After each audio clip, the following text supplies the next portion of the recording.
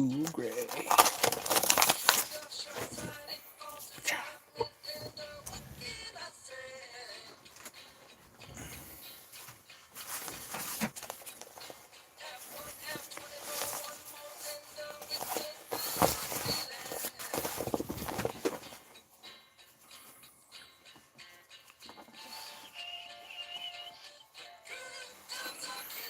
Oh, howdy there, Wild Heart and Melissa.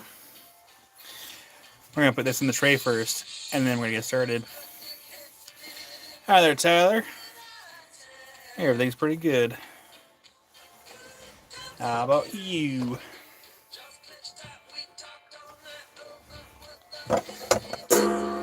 Never seem to get right here.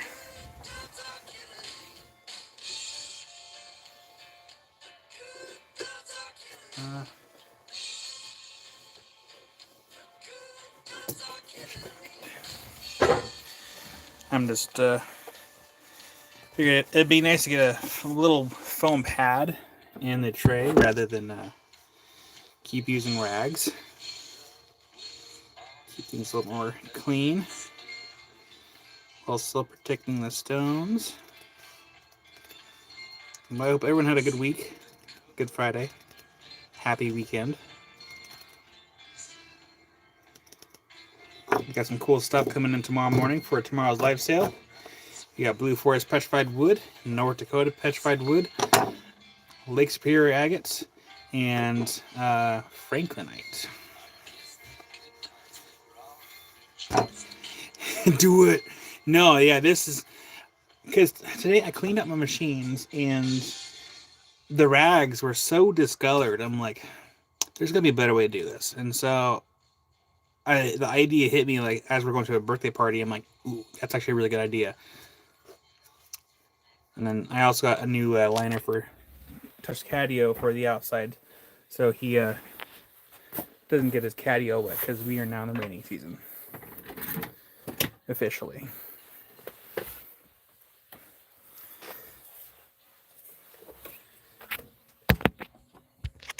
Don't fall down.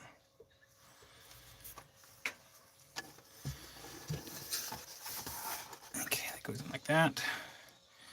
And I'm okay with that, doing that. I wonder if that actually might help filter things out a little bit. That's nice. I like that. No, I went to Fred Meyer because I was like, okay. But what happened was I had the idea. You went to a birthday party, and then I forgot what I had to get. And I'm like, dang it. And it took you forever to realize what I was going to get. And I'm like, and then I remembered. I'm like, I'll just go to Fred Meyer because it's closer. It's like a mile. Not even a mile away. So, just down the road, literally. And I figured since I was there, I'd get everything I need, plus a loaf of bread. Can't get bread at Fred Meyer or, at Home Depot. I think a lot of people knock Home Depot, but I'm always there all the time. I might as well work there. Uh-oh, did I miscalculate? There we go. Well, I have their original enticer. So what we're doing is I'm putting some liner in my CAD machine here. Because before I was using rags, and I had the idea to use some shelf liner instead to kind of help catch the stones as they fall down. But also, it helps to, I'll show you here. It helps to, because it's a darker background. I have really bright skin. And so for like filming, it kind of helps balance out the color a little bit.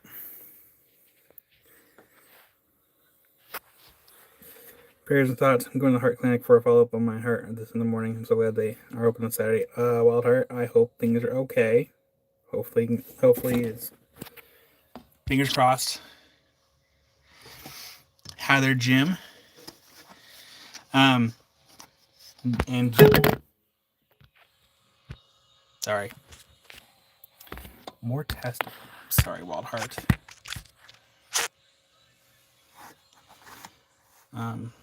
Yeah, Wild Heart, I hope it goes well. Hi there, Opal guy. So yeah, Jim, I got everything unboxed. I was considering doing it live, but I'm like, we'll we're not gonna do live on this stuff. As far as like doing a live unboxing. But Jim, there might be a couple pieces in there that I might buy because, dang. That's all I gotta say about that.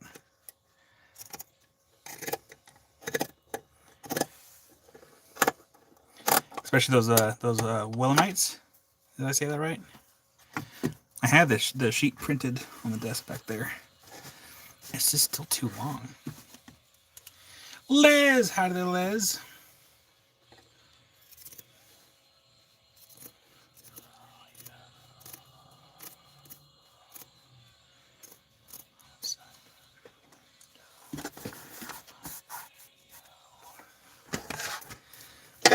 Perfect. All right. Do one more, and then we'll get into it. Wernerite. Why was it saying Willamette? Yeah, Wernerite. I need to write that down. Well, I need to write down the tag when I make a tag.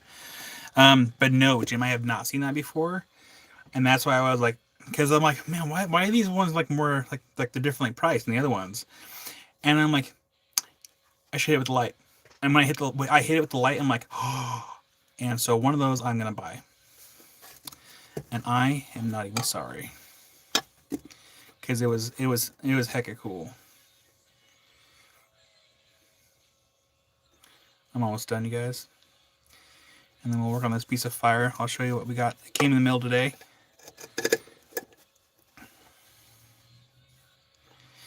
I think I forgot how to do it on the phone, but there is like a little like say hello button.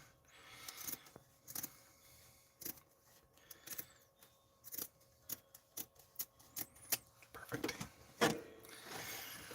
All right. I like it. It's kind of clean looking too. I specifically got gray because, well, the dust, once it dries, it's like a gray color. So I figure I'd get like the same color as rock dust. That should help. All right, let's get you flipped around here. I mean, let's see if we can get to it. I'm not going to show everything because we're going to be doing this first thing in the morning. So if we come back here, I got to suck it in. Suck it in. Uh-oh. Things over. I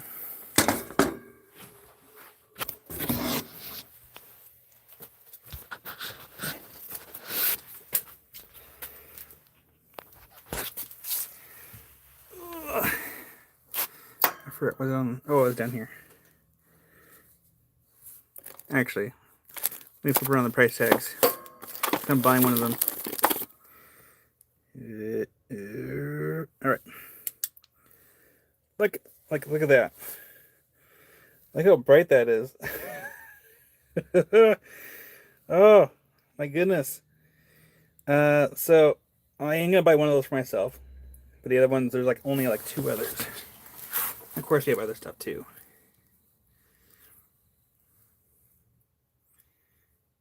Hi there, Erica.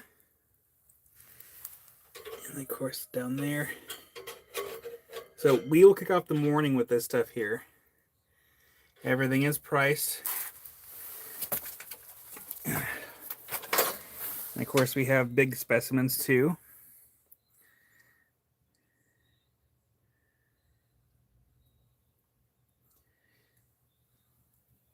And then of course, we have the petrified wood and over here. And then, yeah, so if you all want to pop in tomorrow for tomorrow's live sale, Jim sent all those.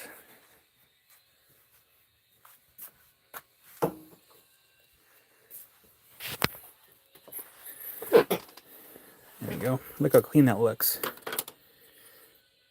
Tomorrow, Les, I will not be live on Sunday. Shortwave the sandbags, we'll do Jim. And then Jim should also be in tomorrow, so he can kind of help us out with a couple of the other things. Are the Jim? Are the other ones here? We can ask questions tomorrow.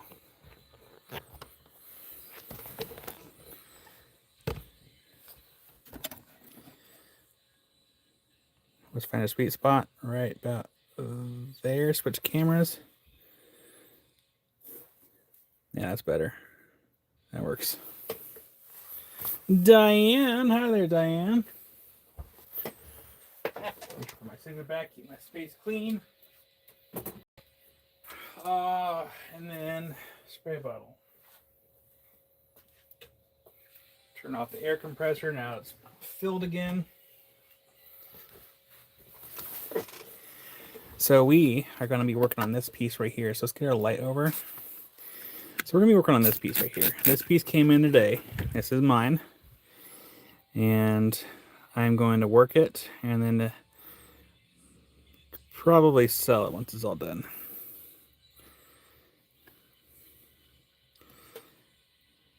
So what we have to do, we have to kind of knock down the top ledge here and then work on that.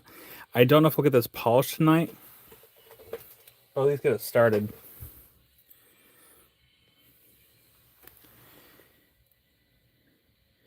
And do be very careful not go down too far because that layer is fairly close. And I'm just wondering if I should maybe use the should I use the genie? No, I'll use this machine here.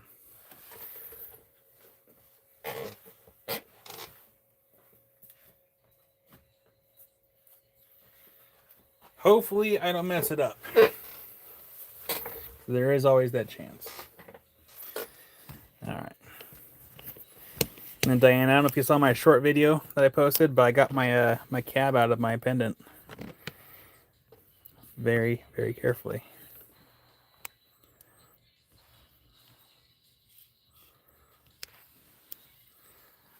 Okay. Let's get the machine turned on. Today was cleaning the shop day as far as getting all the machines wiped down. And then I had a guest today, Fred from Just One More Rock, stopped by today. Chatted for a bit.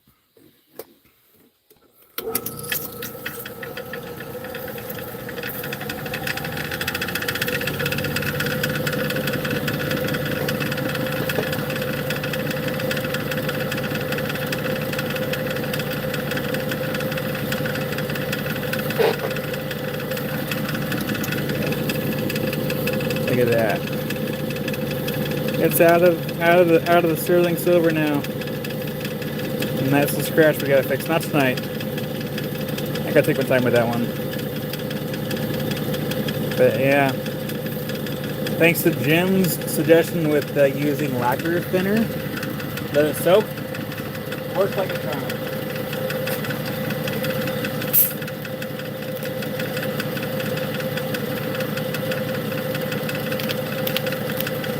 Oh man, Diane, I was stressing too. Because worst case, I would have. I don't know what I could have done. I was stressing it.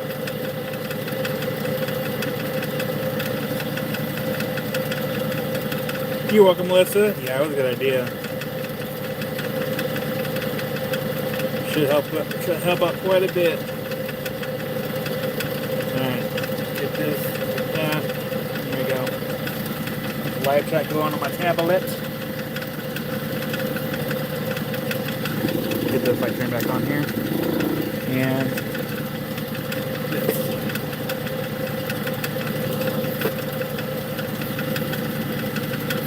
Remember, Melissa, don't forget your sham wows too.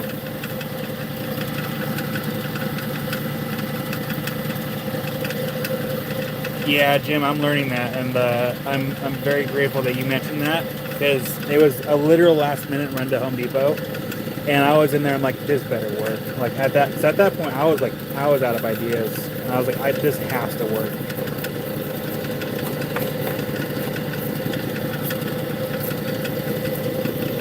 All right, so.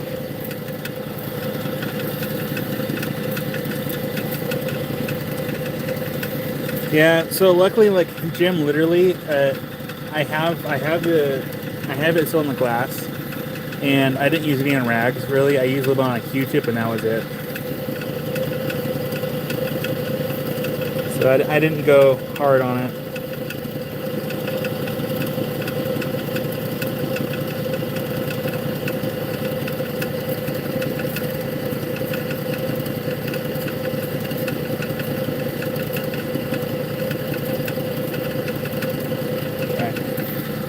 That line is where the fire layer is at. So let's kind of at an angle a little bit. So what I'll do is I'll grind down to that, and then at some point I might have to go back through and kind of flatten the bottom, or just leave it as is and let someone else deal with it. But at first we need to get this worked down before we can do anything else with it. Opal guy, unless you need to start a fire.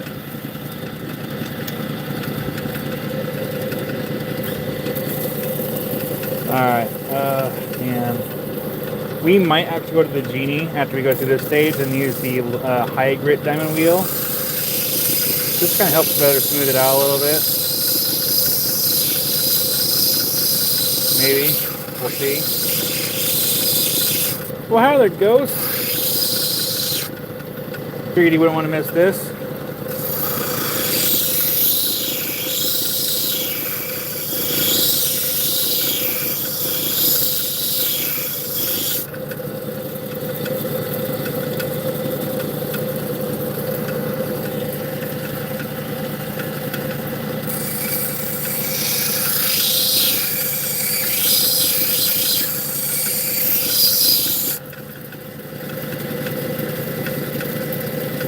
I have to go so slow with this. I cannot rush this one because we're already pretty close to the layer.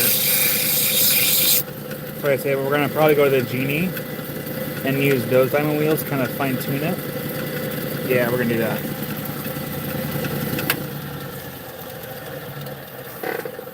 First time I ever saw Fire Obsidian was on the 1 month ago on the channel's Gemstones yesterday released. Oh, you realize it was my Fire Obsidian? Yeah.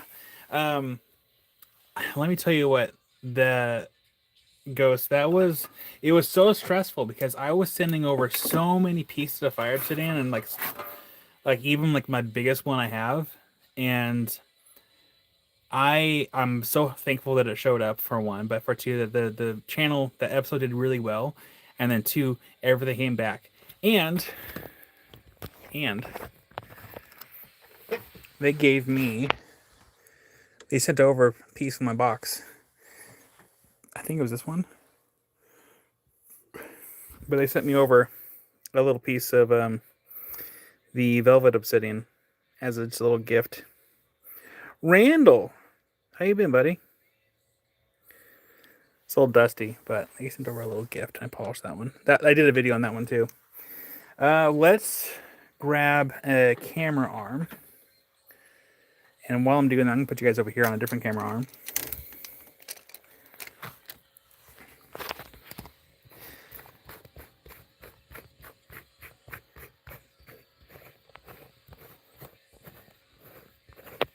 There we go. I have camera arms everywhere. So while I get the other one set up, you guys will see kind of what I'm doing behind the scenes here.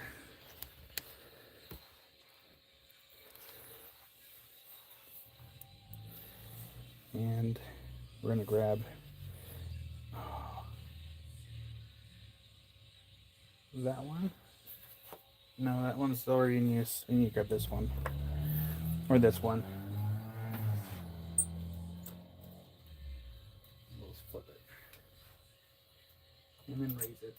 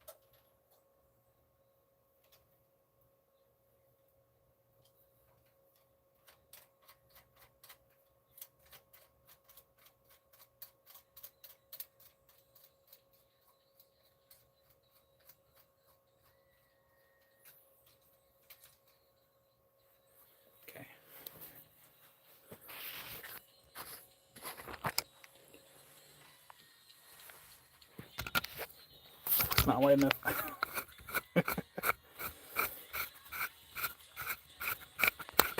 There we go. That actually works out, so you're not quite in my way when I'm trying to work past the camera here. So that works. And we're able to zoom in. So you get some water in this tray, and we're just going to use that second wheel in right there. And I think I actually threw away that one container I used for water.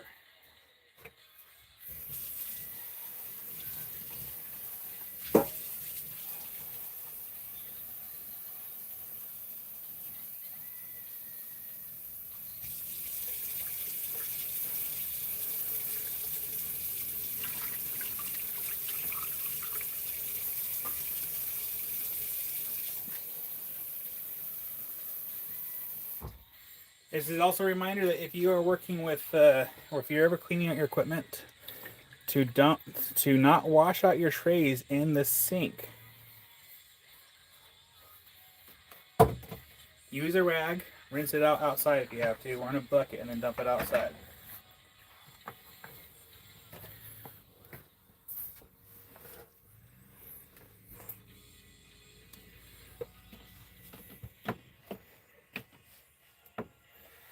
Well, Jim's going to bed. Well, good night, Jim. We will see you tomorrow morning.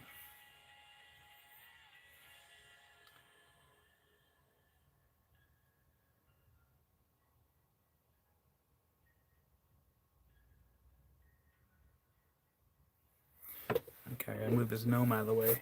There we go. Where's our obsidian? There it is. It's kind of weird having you guys above me. I'm like, why does this feel so weird? I realize it's because the calving machine is so far away. Please hold. We gotta scoot. I haven't used this machine in so long. Let's get that.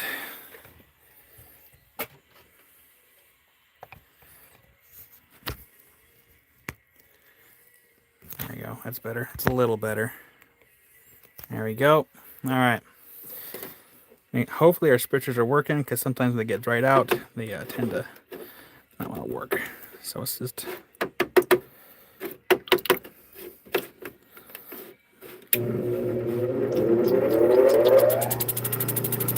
One's working for sure.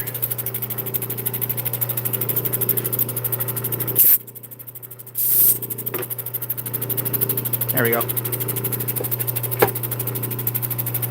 Why there, Nancy?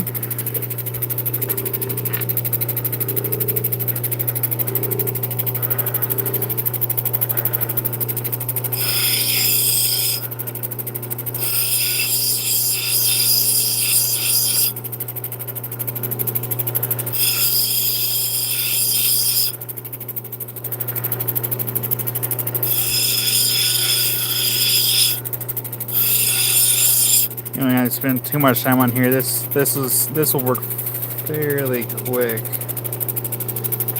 Quick-ish anyway.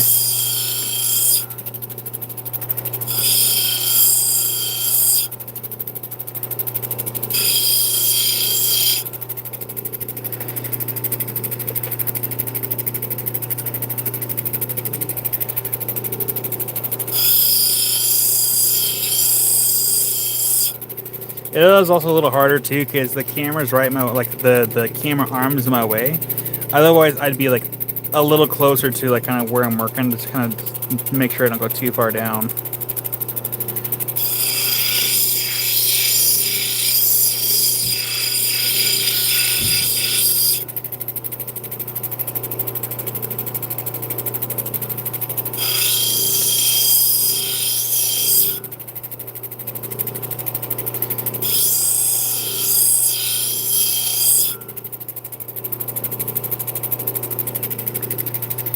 Well, hi there, Meg. We are working on some fire obsidian. Oh, there we go. You can see a little bit of the color there. So yeah, this piece just came in the mail today, so we're gonna work on this. And it'd be nice if I can get this done tonight, and then I can get a price for this for tomorrow. But if not, then not a big deal.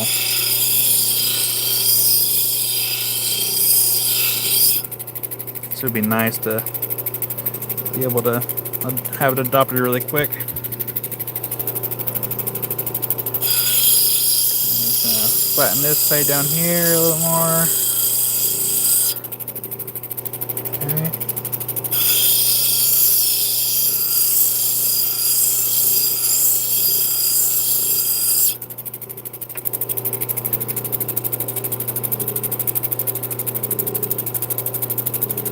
I'm checking for like kind of the depth of the overburden above the layer. Sometimes it's hard to tell right away, but you might be actually okay to go ahead and go back to the other machine.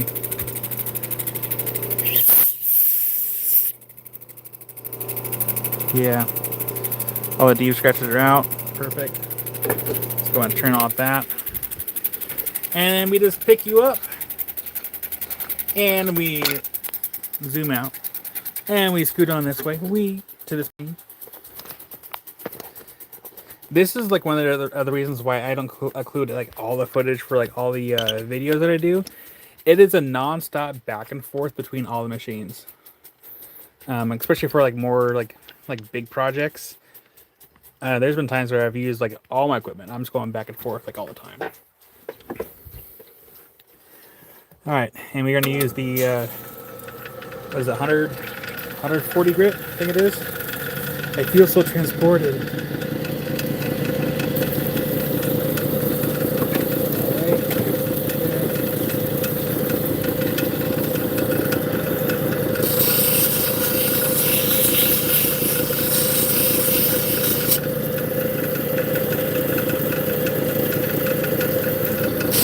It does have really nice color in that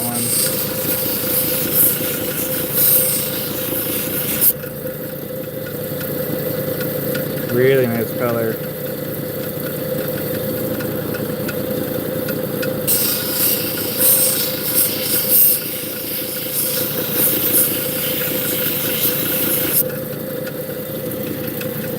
Turn off that light there.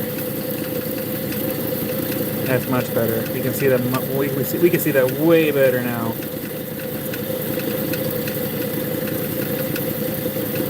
That is what I would call springtime fire because it has, you know, greens and purples and other colors in there. That was a good investment. It's hard finding good pieces online, but that was a good pick. Let's see here. I should flatten this down a little bit so it's not so rugged up there towards the top. Or I could leave it alone. No, I should fix it. We'll lose a little bit off the top there, but we got to do that. So let's do that really quick. I would have been a firebender. Between that and an earthbender. We are going to get rid of some of the top here. We have to. Typically I don't like grinding if I don't have to, like to get rid of excess material, but in this instance we do. That's it. That's all we had to do. Go back over here. Let me just smooth that out.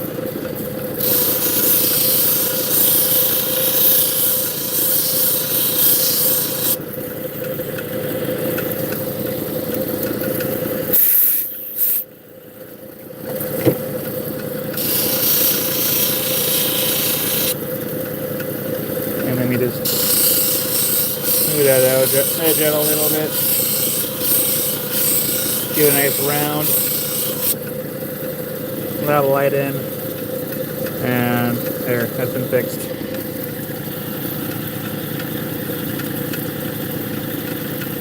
Aw, man, Diane, I hope you feel better. And then we are going to round this down a little bit on this side.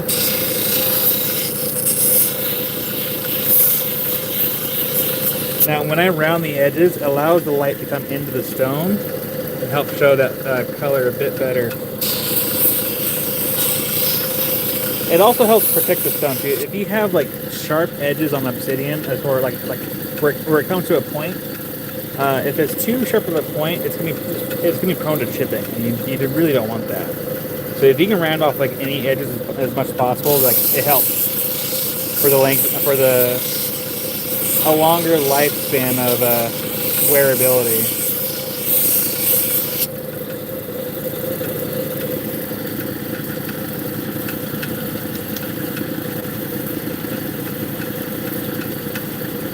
That's a beautiful stone. Very nice.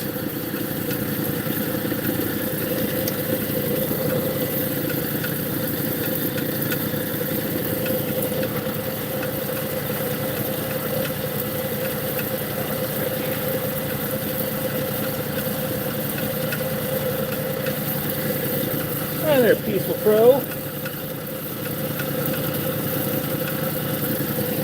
Yeah, this Melissa, this padding's working fairly well so far. I mean, it's a little slippery, but that's okay. But hey, helps if I drop it. I don't even have to think about it. It's gonna land right on that. So that is a huge plus.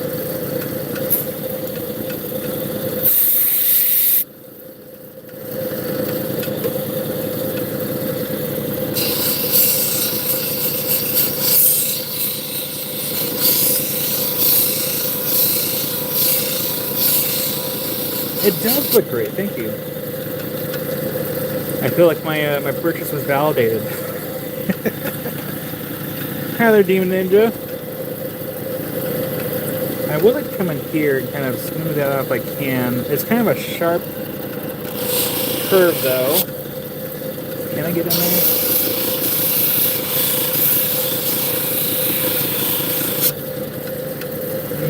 Kind of.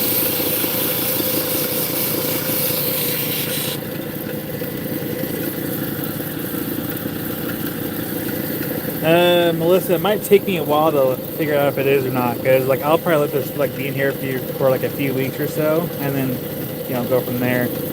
But I'm really hoping that's going to be easy clean. I'm sure it is.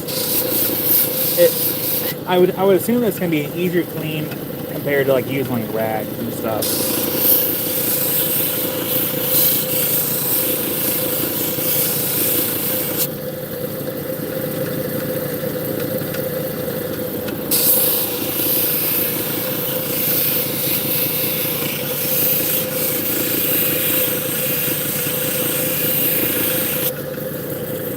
Try and get this little lip right here so I can get that grind mark out. Hello, Amber.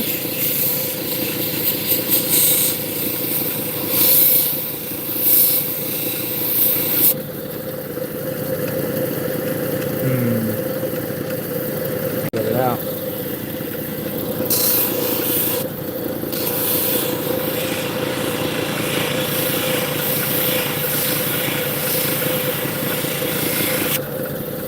Oh, now it's getting out. Okay.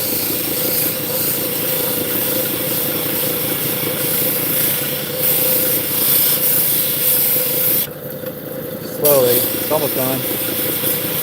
Lava Bison, howdy. Got a 20 pack of sushi rollers that might work in that application. Well, hi there, Demon Ninja's wife.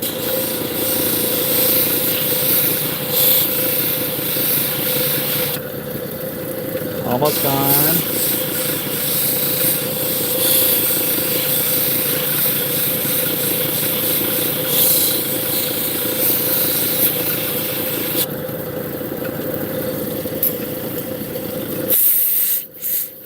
It's barely still there. Barely. It is, Diane. I went down to Fred Meyer and I got some of the shelf liner. I almost got white, but I figured an off-white would be a little bit better. I'd blend in with the rock dust. Okay, I got that one out. I'm not too focused on the back right now because I'm probably going to go through and I might end up flattening this to kind of make it more flush. I don't know yet, so just kind of working on the top first. So now we got that kind of cleaned up. Now we got to work on this side, make sure that's nice and cleaned up. Not too bad looking. So we are going to round the edges. Nice and rounded.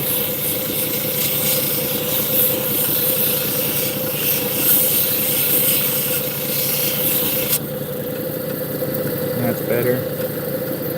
We got to re-round that one a little bit.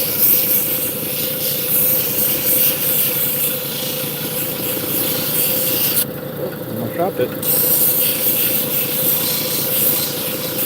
Not that it would matter.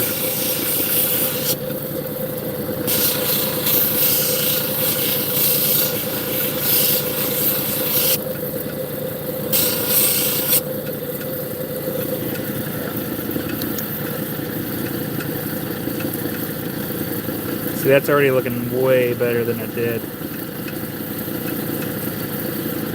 Way, way better. And it is kerplops. I like that, kerplops. Like this, kerplop. Don't even have to think about it plopping, it is kerplops. That's kind of how I land on the bed sometimes. I kerflop.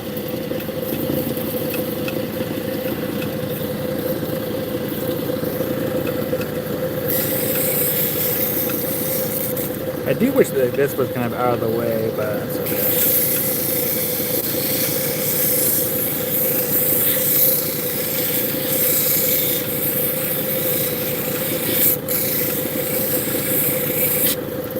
I'm not going to focus too much time on the sides because chances are some of the sides might come down anyways. But mostly focusing on the top.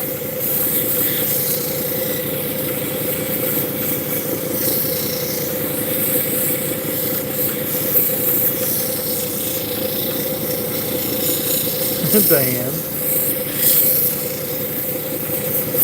I will say it was a toss-up tonight. I was like, I can either go lay in bed and play Minecraft for a few hours before I fall asleep and just get up at a decent time tomorrow to get things ready for the live sale, or I can work on a piece of fire obsidian. I figured I'll do the obsidian. Because really all I have to do to get ready for tomorrow is make sure like all the flame boxes are empty. It takes like half an hour ish, give or take.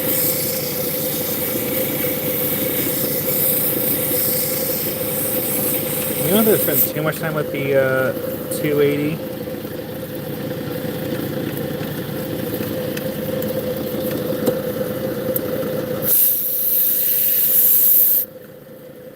In fact, we can. Oh no, there is one spot. There it is.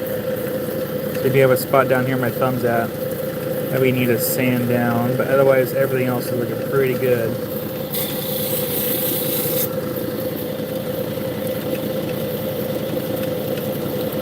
Diane, it's okay. I'm in bed for you. Lucky. It'd be really funny if, like, one of these days I can get like a machine small enough to like lay on top of the bed, and we can just be like cabbing from bed session. Relaxing. We'll make a cab in bed.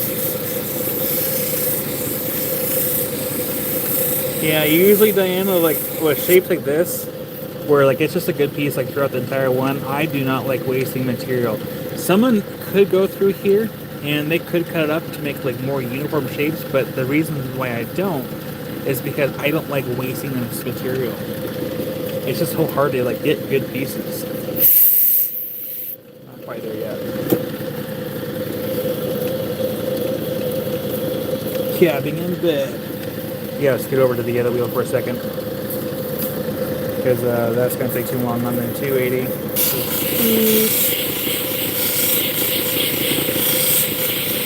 That should do it.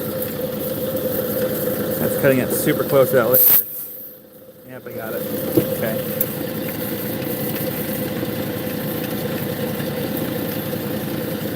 Nice Demon Ninja. Well, you know, it'd also be good is would be a Pixie. And I've actually considered like trying to find a Pixie at one point because they are nice compact cabbing machines for like small stuff. Like this would be perfect for a Pixie because it's not like I'm working on big stuff. But Pixies are expensive. Romania, good morning. Yes, that is very true, Ghost.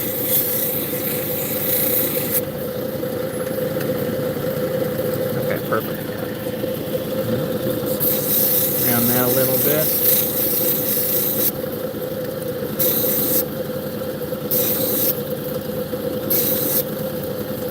Got it.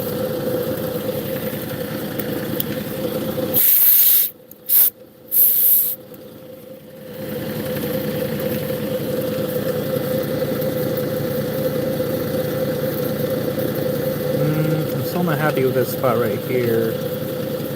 It won't. The camera's not going to pick it up, but like I see it, and I just need to spend a little more time with just the edge of the wheel here, and it should work itself out.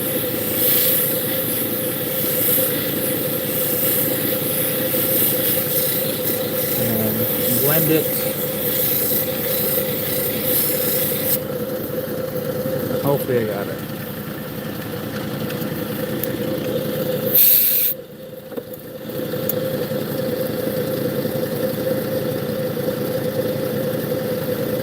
Yeah, I got it out.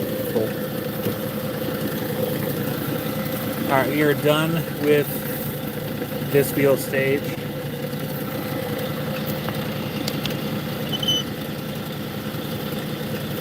Melissa, you know, I can say I don't think I've actually done a domed cab on a flat lap. But from what I understand, it's not necessarily easy.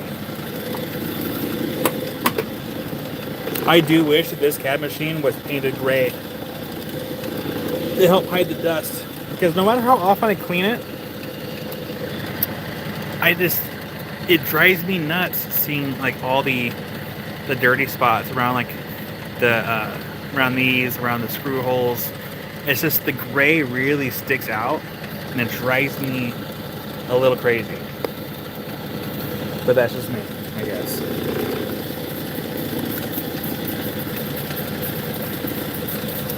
Oh, Ghost, a guy gifted 5 memberships. Where the heck is my life?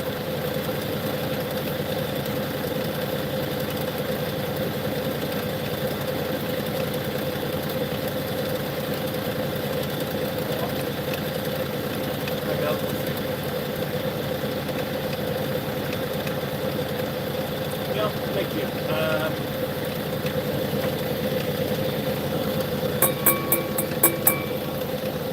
Thank you, Ghost, for the... Oh, here it is. That's better. Thank you, Ghost, for the gift memberships. I went to Andrew, Jackie, we haven't seen Jackie in a hot minute, Brian C., Corby, and Mobjaw. Congratulations, everyone. Next month's giveaway is actually 1 Lake Superior agate and 3 backups for little Dugway, little geotabs been polished. So spoilers for the giveaway memberships for next month. More water. Come on, a little more water. That's good. All right.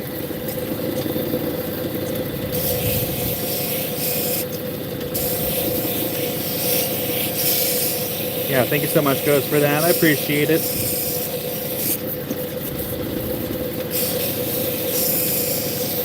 Also, Ghost, I should send you an email just to say thank you again for that little extra that you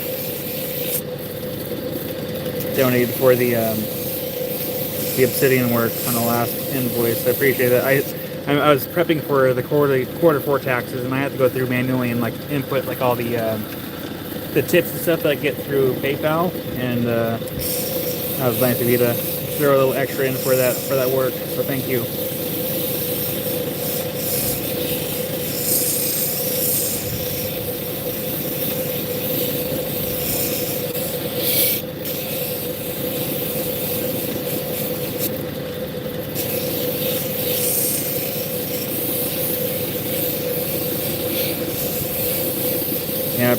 when you print out like the stuff for PayPal, it does not tell you tips in the reports. And the only way that you can see that you've been tipped is if you type in tip amount PayPal in like your search bar on your email, and then it'll tell you that, oh, you got, you know, this person tipped this much, or this. So you have to really like look into like all the information to see all the extra details. You're welcome, Ghost.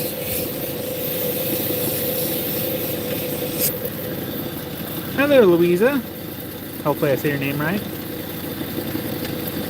You should. Cutting rocks and working rocks is very therapeutic. Is a very healthy hobby. You can get lost in a rock for hours just working on them, getting them polished. Oh, speaking of working on rocks, I saw Mehmet today. He is working on a Bigfoot pendant right now that is absolutely amazing.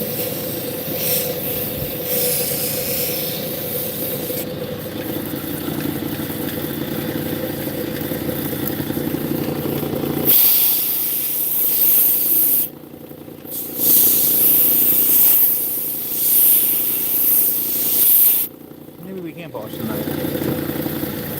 So,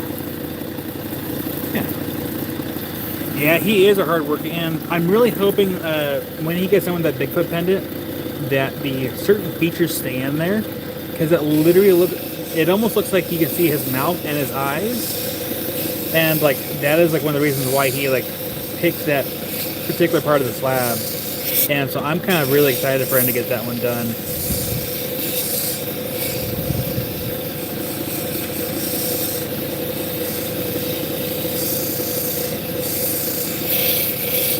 Yeah, he's got one is the one is a Moroccan agate, and the other two I think are jaspers. But he just wanted to show me what he was working on, and I think I wouldn't be surprised if that Moroccan one sells pretty quick. In California, nice. I'm actually just north of you. I'm in Oregon. And welcome to the channel. I don't know if you've seen my other videos. My name's Kyle. I need to be better about introducing myself in my main long form videos. But yeah, I do a lot of stuff rock related here on the channel, and then on the weekends we do live sales. Like tomorrow we'll do a live sale from like 10 to like whenever, and then I won't be live Sunday doing a live sale because I'm taking some family time on Sunday. But then next weekend we're gonna have like we're proposing to have a big sale over at my friend's showroom. He's got a lot of new stuff in there, so we're gonna have fun with that next weekend. But tomorrow we're gonna kick off the weekend with stuff that our friend Jim sent. He sent some North Dakota petrified wood, Blue Forest petrified wood, Lake Superior agates, and some franklinite. I haven't been to the Fire Opal mine. I've been to the Spencer mine, but I have not been to the Fire Opal mine. So if you mean the more like red and orange opals here in Oregon, I have not been to that one yet, but it's on my radar. So yeah, I'm not going to focus on the side too much. Maybe I should, just a little bit.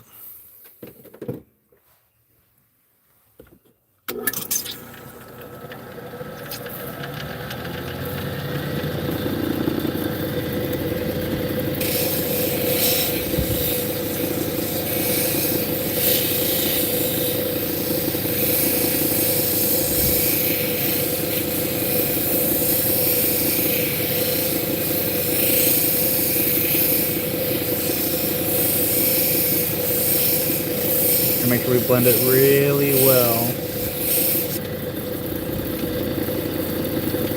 Do the same thing on the other side.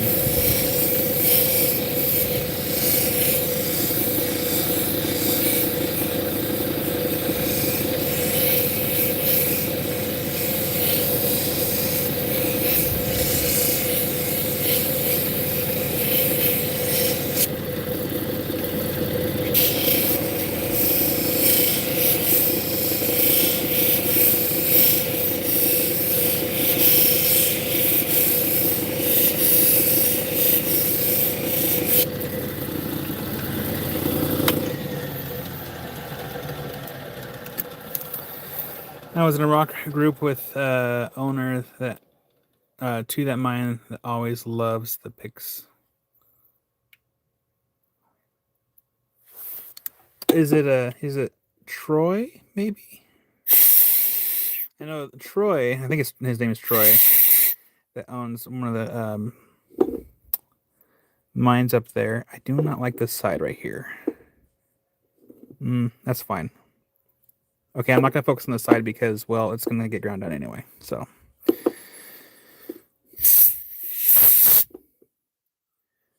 That one's not too bad.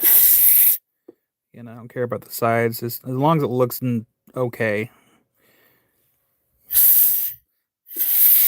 Top's where it's at. So that was the 600 grit, and then up next is going to be 1200. So you can already see that the fire is shown quite nicely with this piece, and we're not even to 1200 yet. So that's a good sign. Good sign.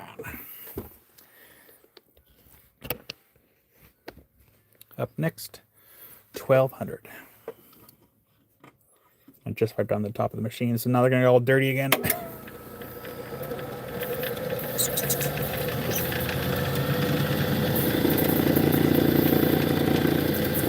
Ghost, I think you might have caught in a bug for fire. It's okay. I had the same bug.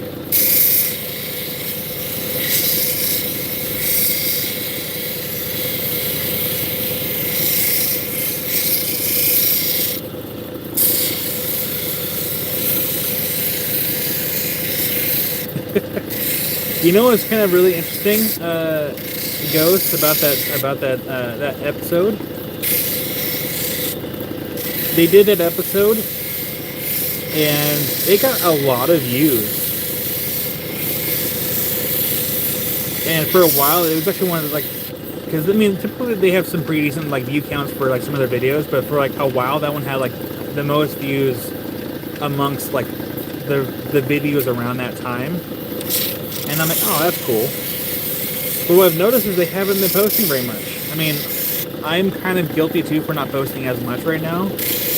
But I haven't seen them do a live or even a video for a super long time.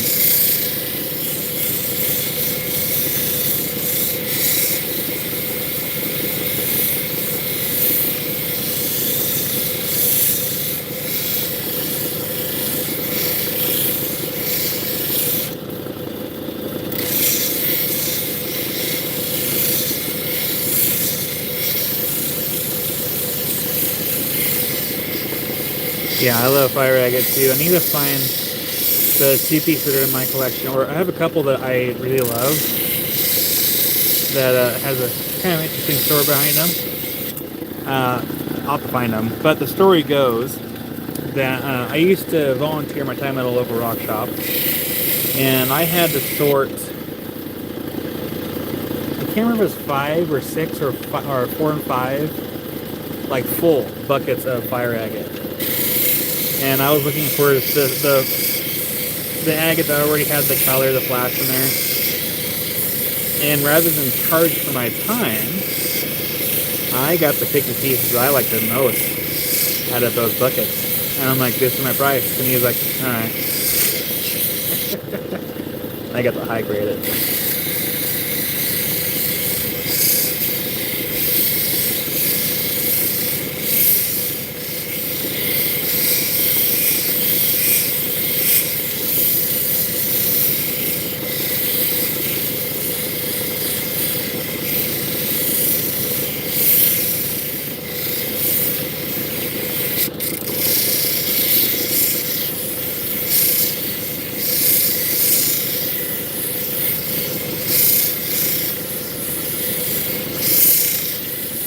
And as you may have noticed, I'm working in the same direction at all times. Make sure that our grinding lines are going in one direction. Helps the polishing process, at least I like to think so. And you always keep the stone moving. Make sure everything is nice and blended. Make sure to focus on the top there.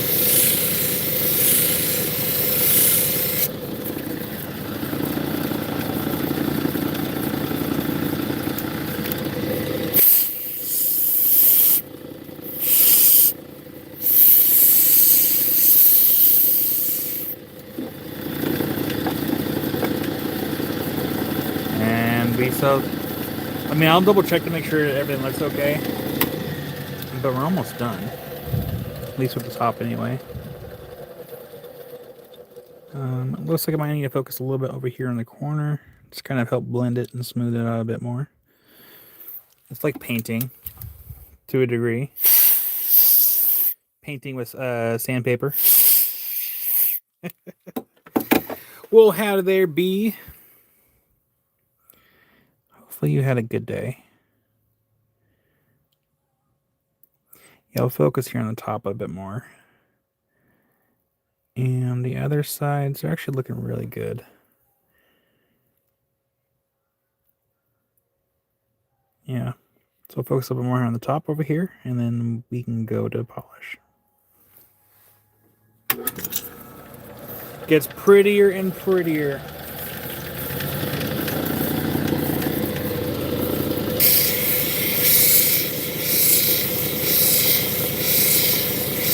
So just keep the sun moving, keep rolling it, keep blending it.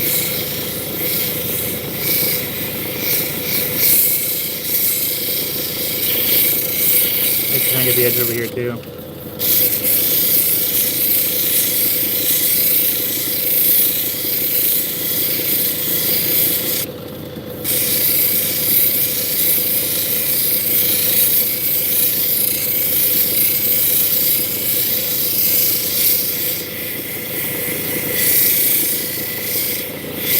Yeah, same here, Ghost.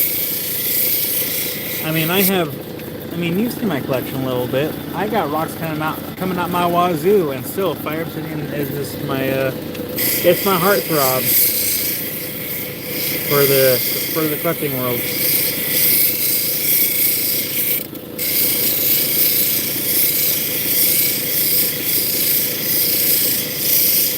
Don't know why. Maybe it's the color, it's the flash, it's the shiny. BRB. Wazoo? I should have done it.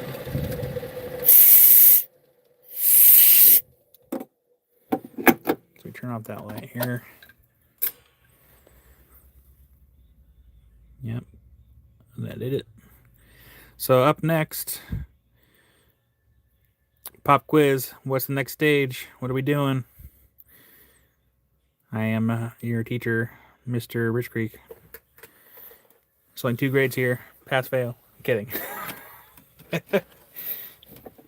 Only kidding.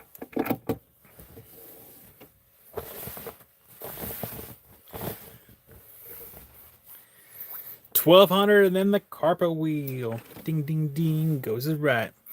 So yeah, carpet wheel's next. And we're just going to polish the top there. And then I am torn, because I feel like in order to get a nice flat back, that's going to be some really delicate grinding to make sure that's flat. Or just let whoever gets this do whatever they want with it. Leave it the way it is. I might just leave it. I don't know. You should leave it the way it is. Don't risk it. Do a little rinse with some water here.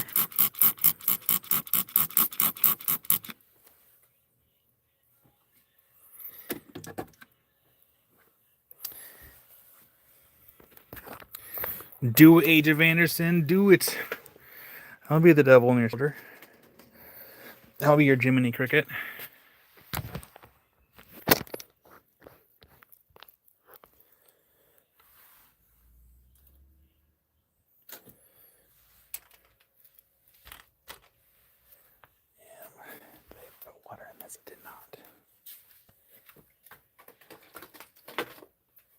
I'm like, man, my machine is nice and clean now. Polishes a rock. No longer clean. Okay. All right. So yeah, up next is the carpet wheel. We're going to put it right here. That should be good enough to see everything. Okay, and then since we just polished the rock, it should be good in here. Yeah, we're still good. Nice and quasi-soupy.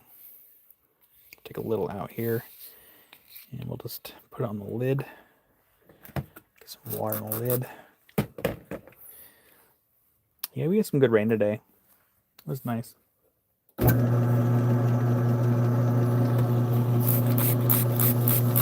Nice and damp.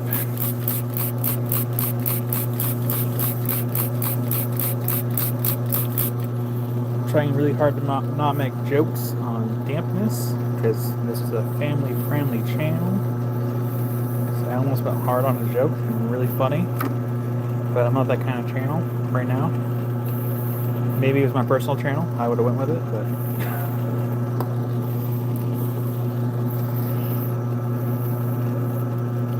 I actually am a funny person. It's just I keep it clean. Okay. All right. Here we go. I'm just gonna send it. There we go.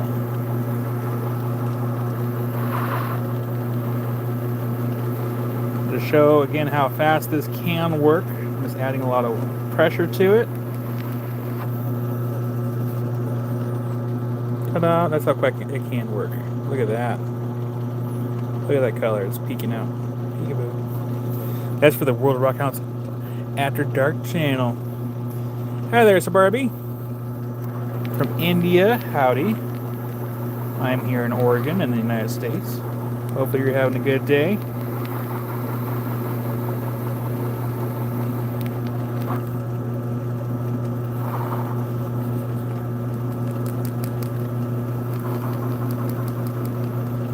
At some point, I will have to make a new wheel or replace this carpet. It's been a minute.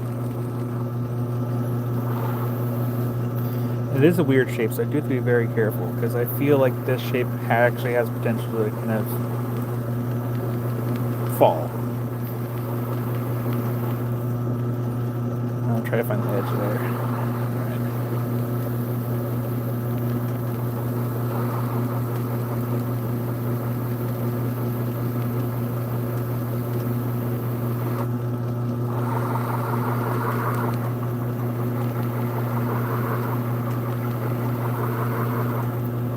I may actually prep some stuff or get everything ready for tomorrow morning so I don't have to focus on that when I'm waking up in the morning. I am not a morning person, by the way. Did I steal that rock from the rain? No, I did not. I bought this on eBay. Got a good deal. Got it. Now we're working it. Working it like my real father probably worked the street corner. True story, by the way.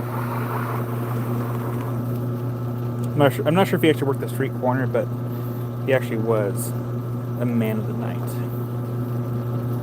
from what I was told by my mom. I'm not even joking. That's actually a real story.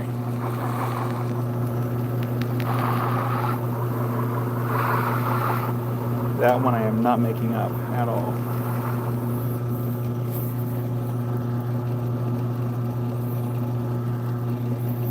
Yep, salvation. That's exactly what I mean. It's a fun fact.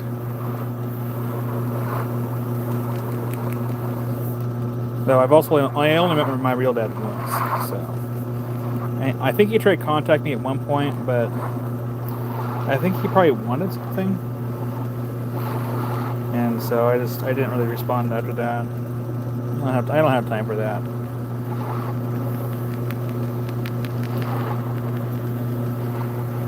Oh, salvation. I actually have half brothers and half sisters like all over the place. I've met my older brother, there's a set of twins, and another sister, and a younger sister, and I think there's actually now another one, I think.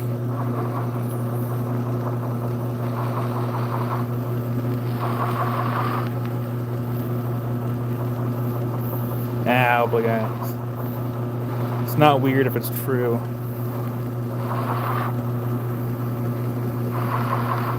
Okay, the carpet is drying out, so we don't want it to dry out.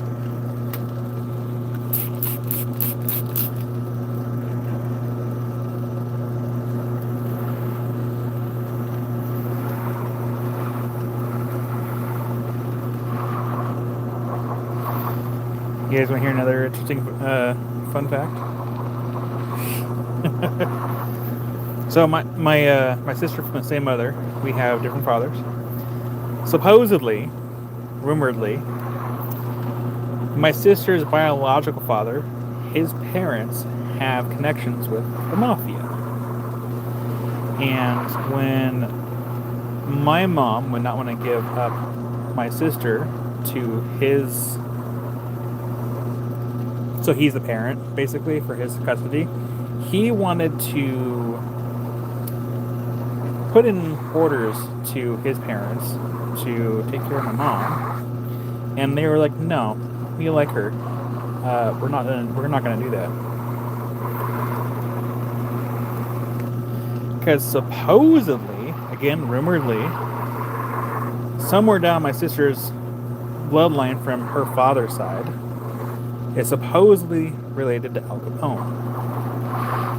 They are definitely it's an Italian family. Rumoredly.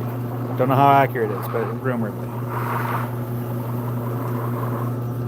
So yeah, there's that.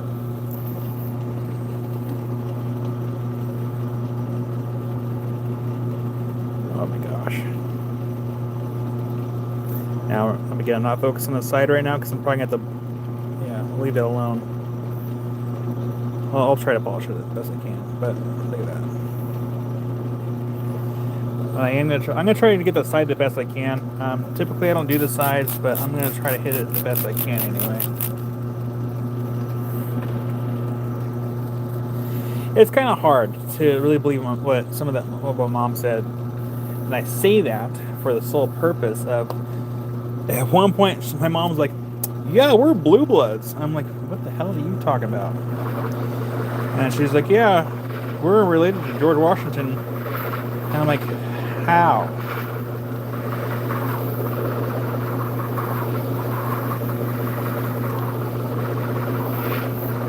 Kyle, speaking of the word.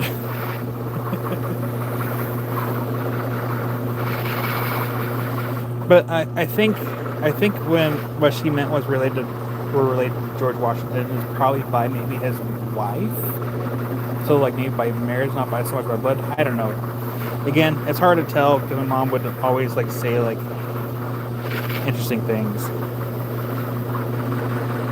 So hard to know for sure.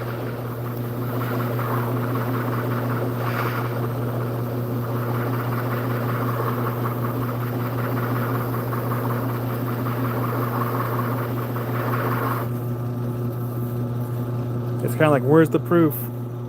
They're at least cleaned it up a little bit there on that side. I didn't have to, but I figured I'd go ahead since I was here a little bit.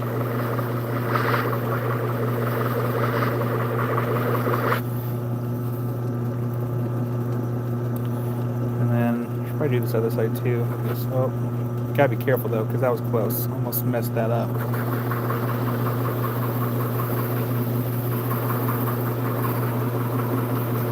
Well, thank you, Ghost.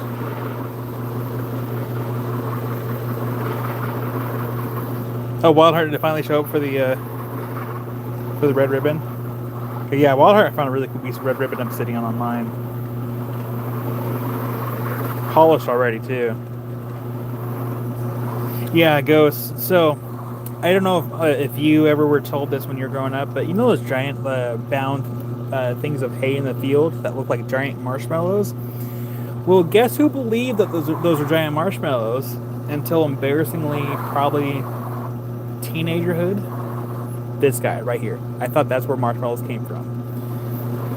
Because my mom was adamant in making me believe that those were giant marshmallows, and that's where the marshmallows came from.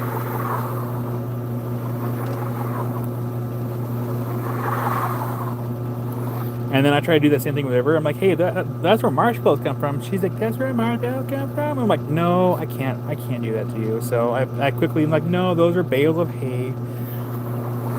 I felt bad like immediately. I couldn't do it.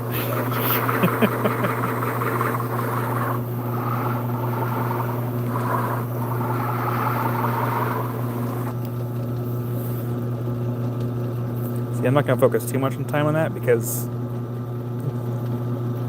chances are it's going to get ground away anyways if someone ends up flattening that down. So I'm not going to worry about that too much. Same thing with the top. That's probably going to get worked down anyway. So let's get this. Oh yeah, a little bit. You think? Oh, there's the other one. There's those cow feeders that look like they're like the hooded cow feeders in the middle of the fields. My mom would tell me that's where they would put frogs, and the cows would eat the frogs. But that those said frogs, were not just frogs. She would say that those blinking red things at the top of mountains were witches' towers, and that the witches would go at nighttime and get all the little kids that were really bad and didn't listen to their parents, and they'd turn those kids into frogs, and then put those frogs in those cow feeders, and then the cows eat the frogs. I believed that for a very long time. I wouldn't say as long as the marshmallow thing, but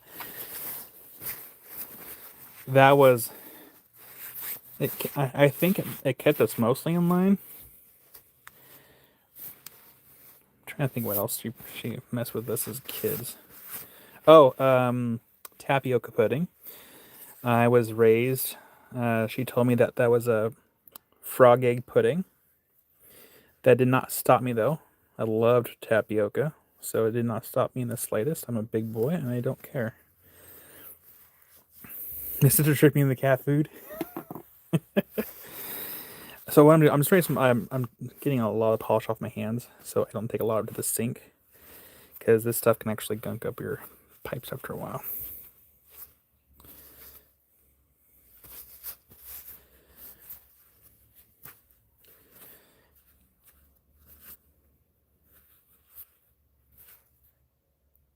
Got most of it. There we go. All right, let me get this rinsed off, and then we'll take a closer look at it.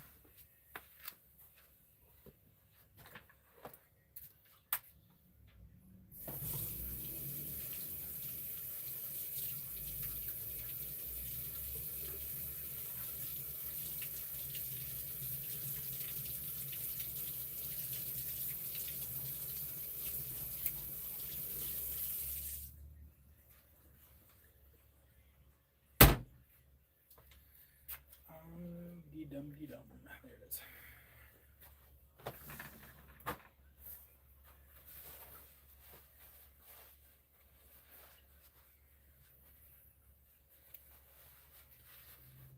Just make sure it got all polished.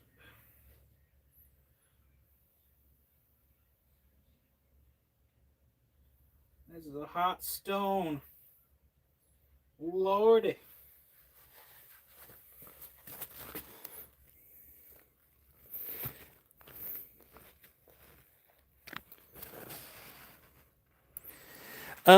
Salvation. When my daughter's old enough to like understand like the stories, like I'll tell her them, but it's not important that she knows now. She's almost 5, so she wouldn't understand anyways. We would just get like follow-up questions like, "What is that?"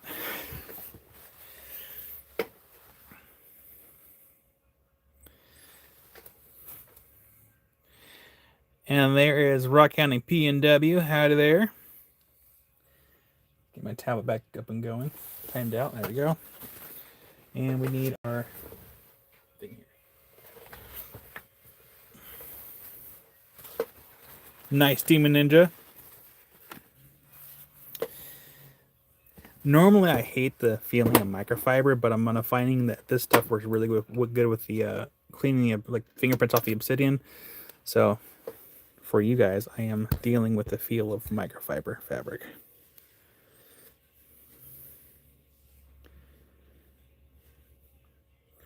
There's a little ash pocket right there in the top. But that. I almost need to bring out the other gloves here so we can kind of see a little bit better. Or we can just maybe zoom in.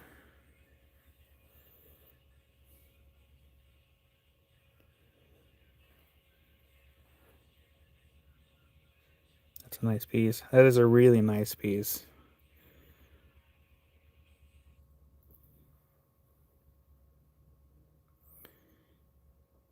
And let's see how much it, what is that? Hold on.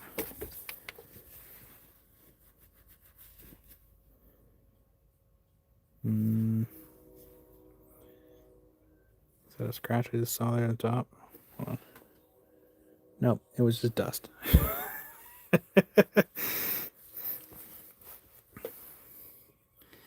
Yeah, that is a nice piece. Excuse the fingernails. I'm clipping them tomorrow. My weekly fingernail clipping right before live.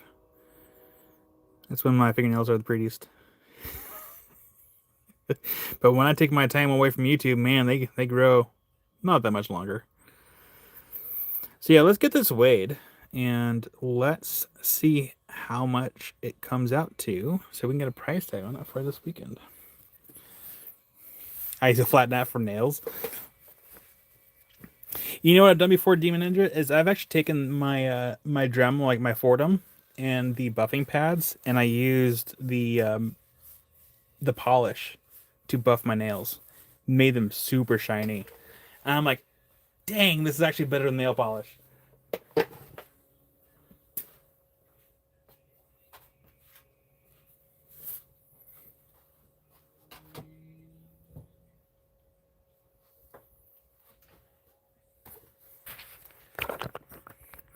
Wild Heart sold. I don't know if anyone is here, but Wild Heart actually adopted one of the. Turn that way down. Don't need a copyright strike. Wild Heart adopted one of the best pieces of Fire Obsidian I had in a super long time, and got one heck of a good deal on it. Because it keeps holding messages.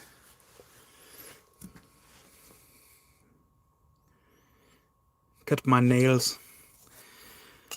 All right, so we have 15.35 grams. I'm just gonna round it to 15.3.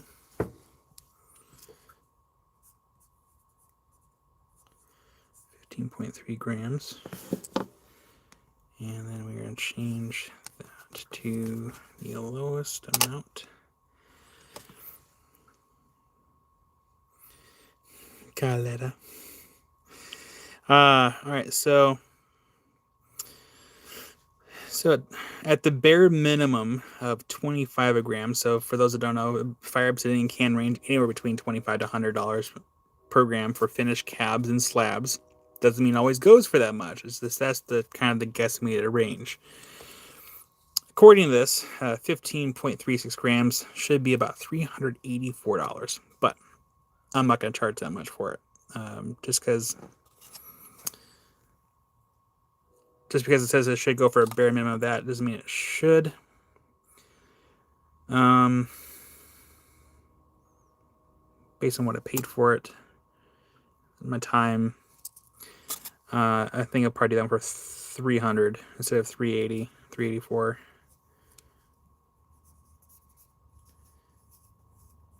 There we go, $300 for that one, and I think that is worth it. Turned out really nice though. I like it. I like it a lot. And Wild Heart will claim it. You got Wild Heart. You got the, since you get the first and last and only claim of the day, I'll get you a bell. Thank you, Wild Heart. Literally fresh off the lap. And it's sold. This must be what it feels like for Justin over there, Black Opal, to work an opal and then sell it right away. Yeah, I could show it. I'm moving the camera around so we can see a little bit better.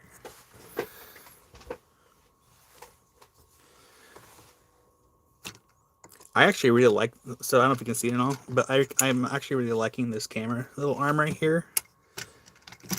It just means I can potentially go live with 2 phones. If you didn't, I surely would have. Full Ghost. I'm sure I got some more Obsidian in the works here soon. I I have a fair amount of it. It's just I call that my rainy day funds boxes that I don't touch. And there is like really like there's good stuff in there. And there's a reason why I don't touch it. It's those just in case days. But there's some pieces in there that have to get cut down because they would be almost too big. Yes, I am getting my cloth that I do not like. Getting the wipe off here, getting all my fingerprints, all the dust. Thank you, Walter. I definitely appreciate that. Get that out of the way. And then we're gonna move the camera actually over here to the genie, to that lamp, because that seems to show Fire Obsidian way better. For whatever reason. And we go down here, and we zoom out, and we zoom back in right about there. Very carefully flip it over.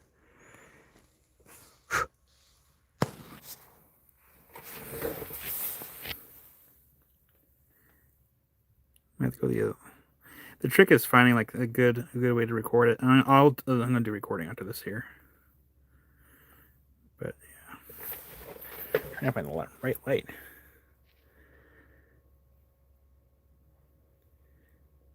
Here, let me put on some black gloves. Black gloves will help.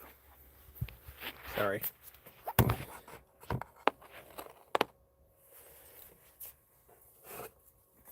Oh, Ghost. I forgot which video it is. I did a short on the piece that Wildheart adopted. It is the piece that she adopted. It's like AAA grade. It's like the best of the best. And the only reason why I sold it, because it helps with the funds for the shed.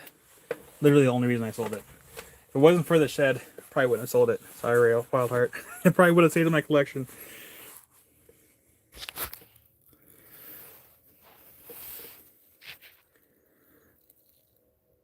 There we go. That's better. That's good. It's already all dusty.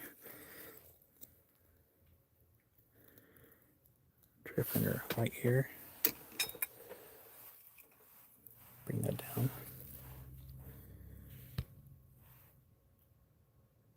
There we go. It's already dusty. It tracks dust so quick. I kind of wish the YouTube would like put in like zoom buttons, so you have to pinch the screen all the time. Yeah. Already collecting dust. But that is a beautiful piece.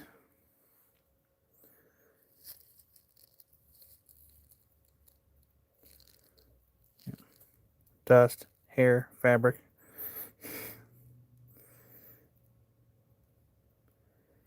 That is a beautiful piece.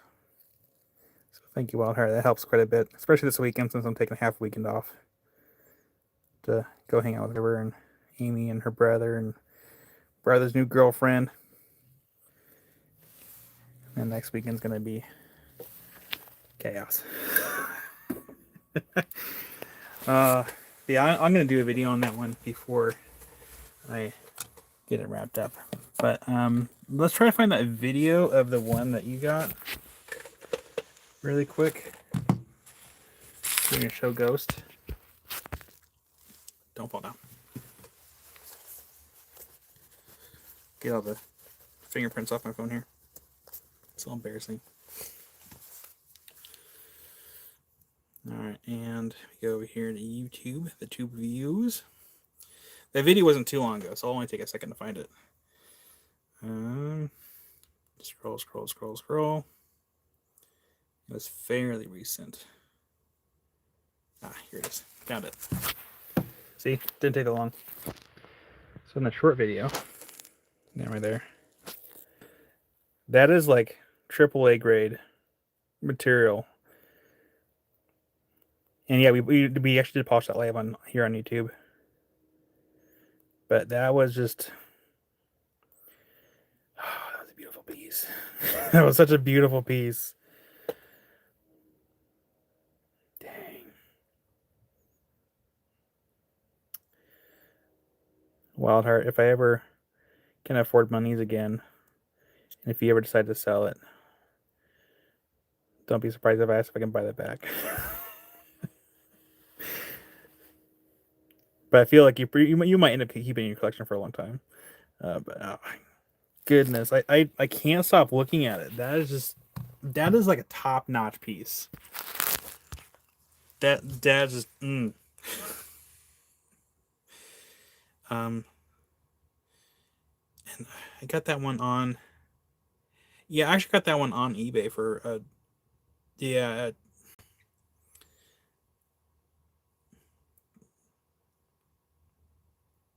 I don't know if we can see the quality on this video here. Yeah, we actually can. So the Pixar lamp. So if you, I posted a brief video. Oops, go back. And you can kind of see the quality of the Obsidian when I first got it. Look how scratched up and like how it looked versus like what I did with it.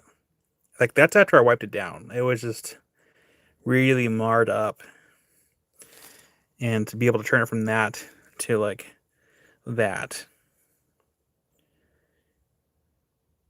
Oh man. Oh man.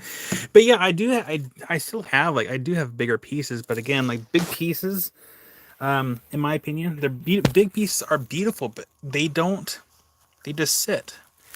And I hate cutting things down, but sometimes I have to in order to be able to get things adopted. Because I already have pieces I don't ever want to sell, like this one, my daily wear. Well, it was until I had to take it up. This one right here. See the little flash there? Like that, I'm never gonna sell. That, and then I have my other slab somewhere in here that won't ever sell. But all the other ones, I'm fine with working, cutting up to get adopted, but slowly, not all at once. Well, the Cypress, we just finished polishing a piece of Obsidian. I was gonna wait till next week, but I figured why not? We'll do it today.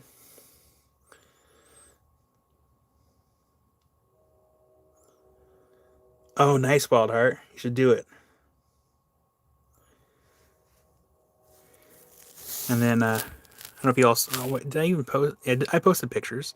Fred, just from one rock, he was here earlier. I now have the traveling gnome in my shop, and the Hawaiian version sitting next to my other gnome right now. But yeah, Fred stopped by. He brought back some gnomes, and I'm like, oh, that's fun.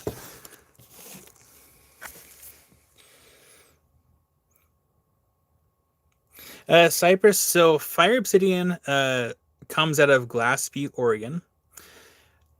The Fire Obsidian that I have, I only have a couple pieces that I found myself back in I think it was 2012. I went there, 2012, 2013, somewhere in there. I have a couple pieces that I found myself. Those ones I will never sell because it is the first and only piece of the fire that I've gotten myself from Glass Butte.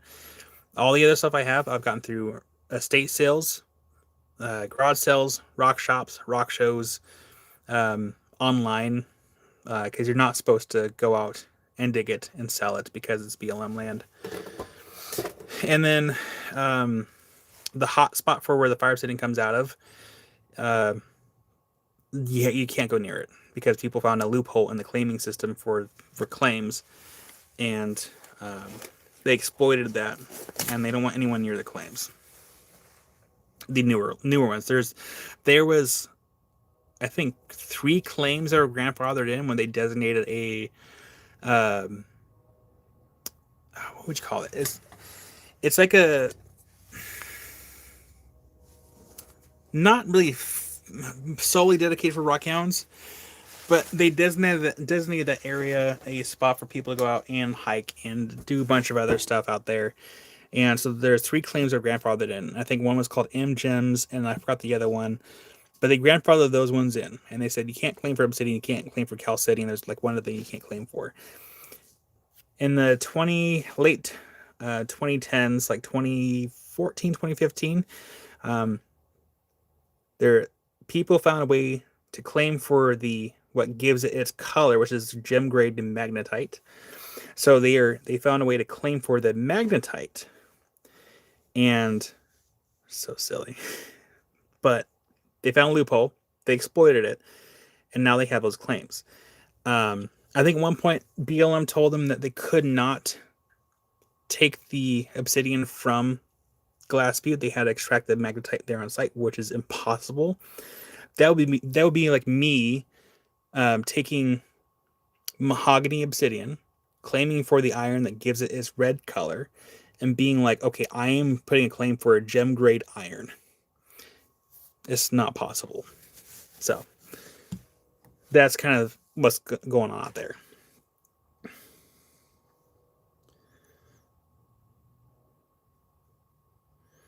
Yeah, it's a little hard to acquire. I mean, the obsidian comes from all over the world.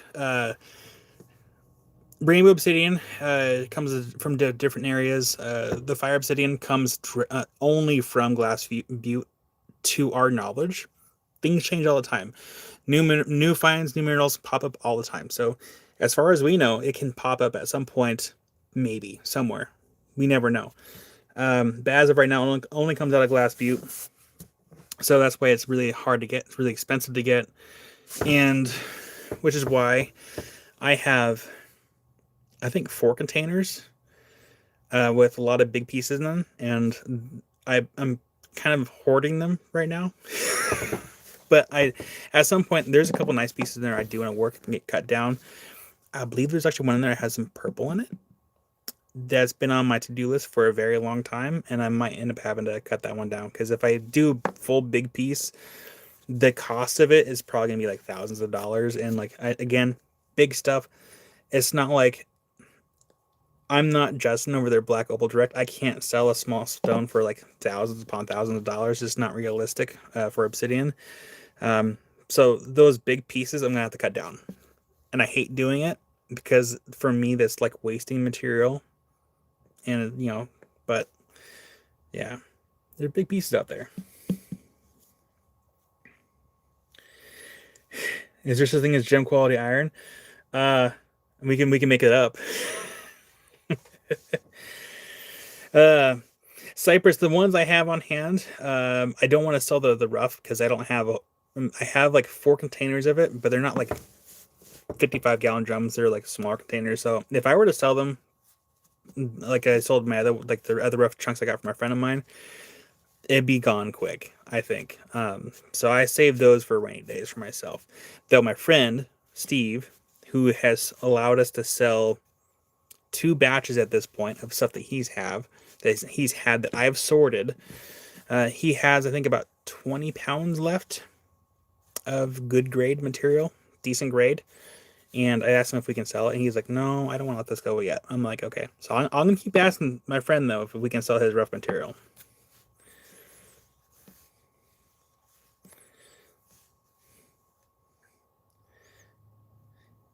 Yeah.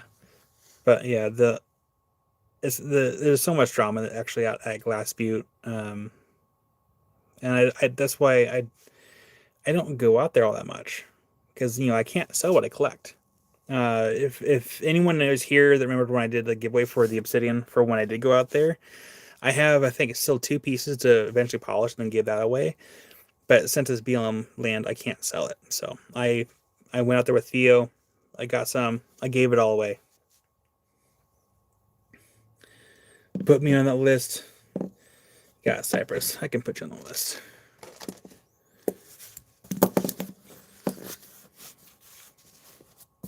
Yeah, no, I've been trying to ask Steve to give us some more. He also has some Louisiana precious opal that I've been trying to get him to release to us so we can sell some for consignment.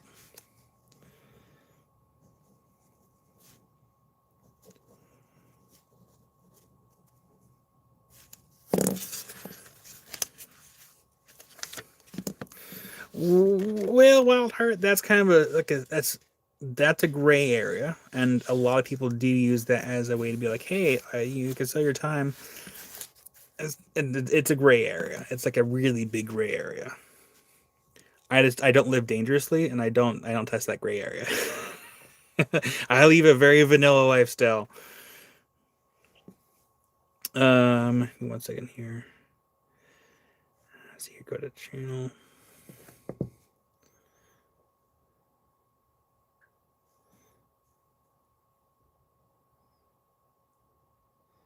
Cypress Stones. Cypress Stones, if you just want to send me an email, I can add you to the list because I have a small list going for Fire Obsidian Rough. I can type it in chat here if you don't already have my email. What do you have, or what do you think about Apache Gem Chrysocolla? I don't think I've heard of that one. Oh, I should probably put Wild Heart on your name on that one. Well, Water, I think that's because let's see before I forget Wild Heart.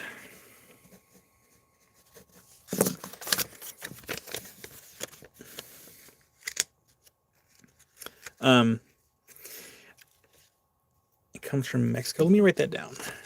Let's make sure I put Wild Heart Stone over there so I don't misplace it. What was it? Apache Gem Chrysocolla from Mexico. So as far as like selling your time for stuff you collect off BLM land, I'm gonna research that really quick. That's probably why a lot of people don't like people recording at rock shows, specifically for people that self-collect stuff, because they maybe don't want people recording stuff that they've collected off BLM land and they don't want to get in trouble. Let's see here. Apache Gem Chrysocolla. So yeah, I do have TikTok. I also have Instagram. I'm mostly here on YouTube, but I can type my email here in chat. Well, that's why Jared, he went to a rock show in, where was that? It's up near Portland. He went to a rock show, and if I remember right, he got talked to about having recording because people were probably selling stuff they were self-collecting, and they didn't want to get caught, is what I'm taking away from that. So we have worldrockhounds@gmail.com. So that is my email. Yeah, I have TikTok, Instagram. I need to be better about posting like across all platforms, but I'm mostly posting for you guys. The Apache Gem Chrysocolla is a rare and highly prized variety of Chrysocolla offering referred to as the Holy Grail of Chrysocolla. Images. Ooh, that is actually kind of pretty.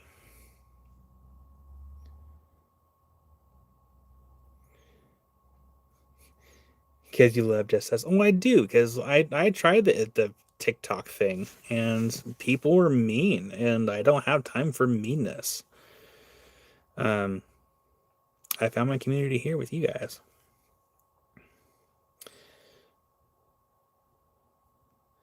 Yeah, so Ghost is the guy that detailed my van. I was talking about my channel, which I need to email him because he's asked for a link, and I forgot.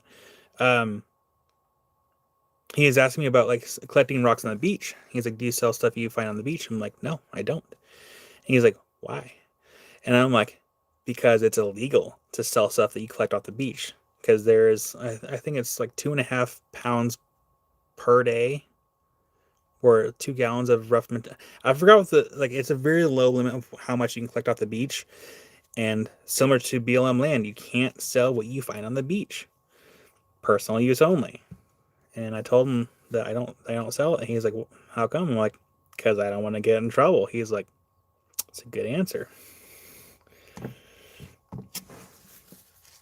Boo, TikTok. So I don't have any old blue agates from the beach. I do. I might have one or two like it's called like black agates somewhere. I don't know where they're at. I can't see them that well. I went with Karen last year, I think it was at this point. It's been a minute since I've been to the beach. She's able to see the black agates like that. I can't see them. I can see the clear agates just fine, ironically enough. But blue, like the blue black agates, nah, forget it. I can't see them. They just blend in too well.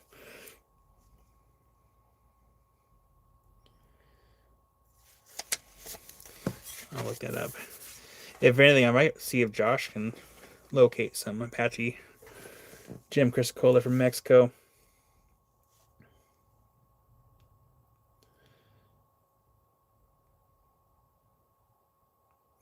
Yeah, Demon Ninja. I think the ones I have are like really, really small. They're not big ones. They're like little bitty ones. But I do want to go to the beach. We had asked River what she wants to do for her birthday, and she had said that she wants to go to the beach. So we might just end up doing that, which actually falls on a Tuesday, which that might work out fairly well. What time is it? 10:21. What should I do? I'm like debating if I should prep now for tomorrow. Make sure all everyone's boxes are empty and ready, or just do that in the morning. I can always just do that in the morning. Kind of want to relax and play Minecraft. I'm an adult. I can do what I want within reason. Oh, so yeah, we went to a birthday party tonight. River had one of her little classmates had his fifth birthday, and they had like a tablecloth cover for like this Halloween themed that you can actually color on. And I'm like, I kind of want to get one of these for our house, for our dinner table. And even Amy kind of agreed that might be fun. So we're gonna look into doing that, so we can just do it as we're eating food. I was having a blast because after a while, like River's just going doing her stuff, and I'm just sitting there, just like coloring on the table. You can see where I was at. There's like all the pumpkins were like orange, and I was giving all the pumpkins and the ghosts like little blush lines on their cheeks. So I was having fun with it. I'm an adult, I promise. Oh well, my machines are so clean, so that's good. I was thinking about it while I was cleaning machines. I had one person comment about how my machines are too clean. They're like, you can't be a rock person. Your shop is too clean. Your machines are too clean. Blah blah blah blah blah. I'm like, well, I can't help it. My machines have to be clean. If they're not clean for like period of time, I can't stop thinking about it until it is clean. And today I got my machines rinsed down, washed down. I mean, look at this. Look how clean. I mean, aside from the water we just dirtied up a little bit, my machines are pretty clean for the most part. As clean as I can get them anyway right now. And that's just how I like things. I like things to stay clean. It's just a peace of mind for me. And of course, I'm not going to bother with down there because all the shelves are in the way. But I don't know. I like things clean. Can't help it. Which is why. Oh, I can show you guys. I was gonna post a picture of it. As of right now, for the shed, I don't know if anyone. You are gonna get tired of me to talk about the shed until it actually gets here. I was at Home Depot. I was in there for like I feel like an hour and a half, just like going back and forth between the shelves and the flooring stuff, and I was going back between.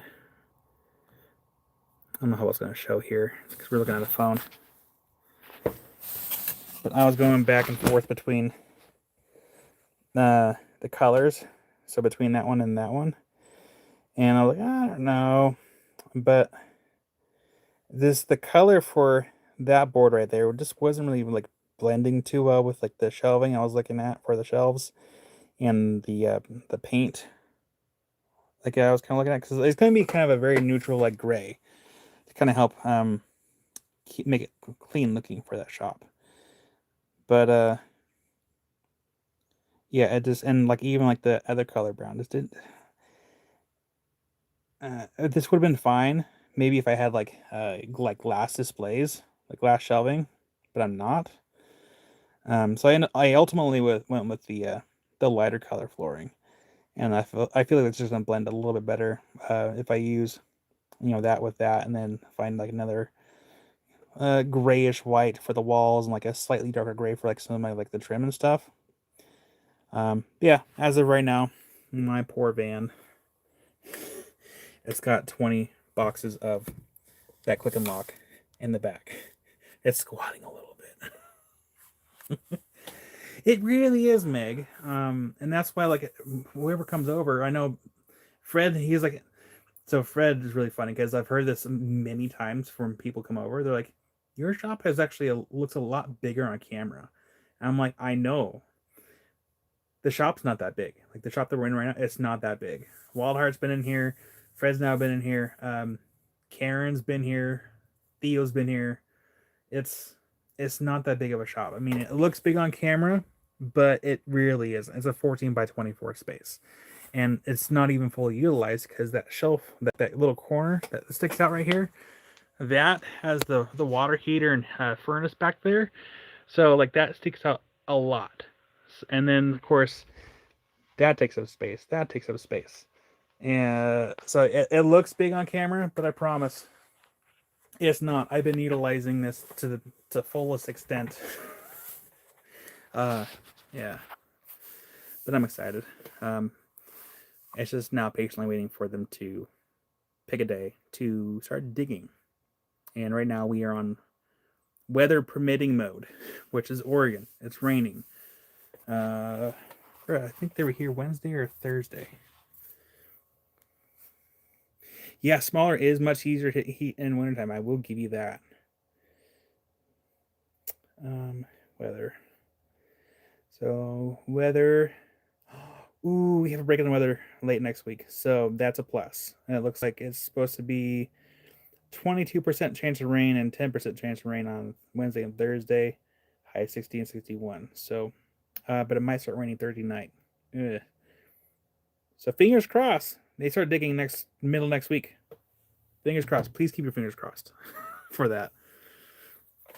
Yeah, Diane. And you know what's really funny is it wasn't that long ago that I did something. I forgot what I did in here.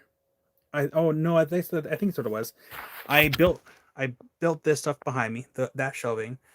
I moved the polishing shelf from right here over there, and then I put another, because there used to be a stand-up freezer right here. I got rid of that, and I got this table here, and I made more space.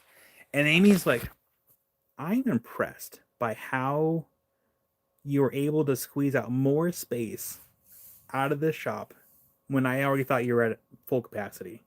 And I'm like, I am surprised too. But now I truly am out of space. There's nowhere else for me to put stuff. It's full. It's done. Is Hewlandite expensive? Hi from India. Well, howdy. Hewlandite. I think some pieces. I mean, it depends on what your. We might actually have a piece on the shelf. Hold on. Where's my? There it is.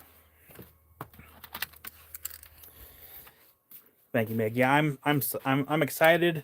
I'm anxious. I'm ready. I can't remember if we have Hewlandite or not. We actually might have Hewlandite. Maybe. Do we have it marked? Is that Hewlandite? I forgot what I have on my shelf already. We might have. No, that's not. Is it? I am spacing on the kind of the. I think it depends on the Hewlandite. Here, let me look it up really quick. I lost y'all for a second. My bad. I'm sorry.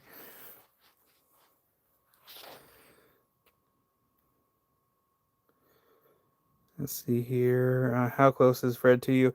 Fred's a couple hours away. He's north of me, towards Astoria.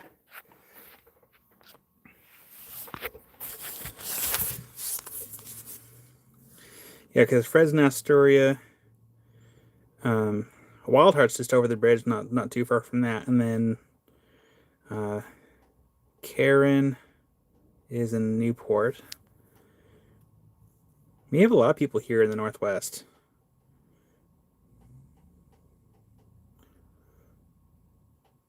I was born in Astoria, by the way.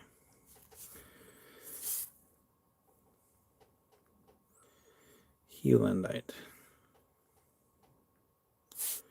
There we go.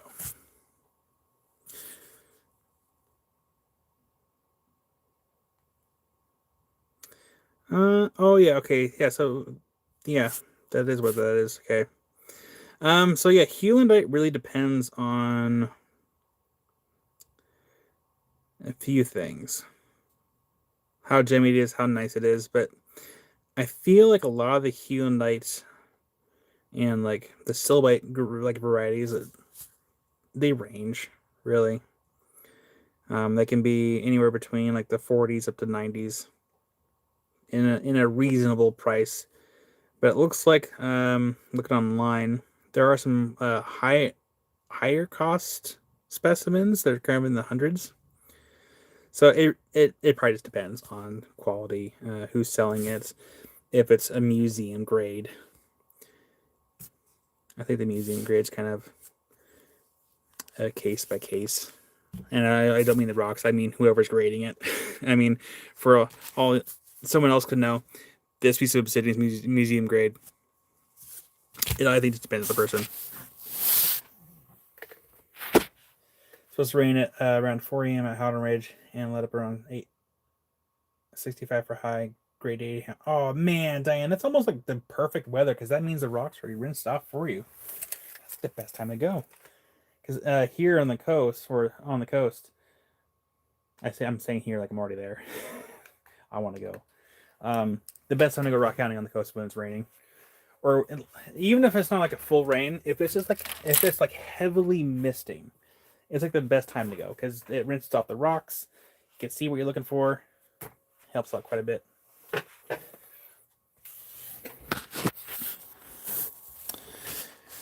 All right, but it is 10:32 my time. We have a live sale starting in about 11 and a half hours, and we will start with stuff that Jim sent over. So just kind of reiterate.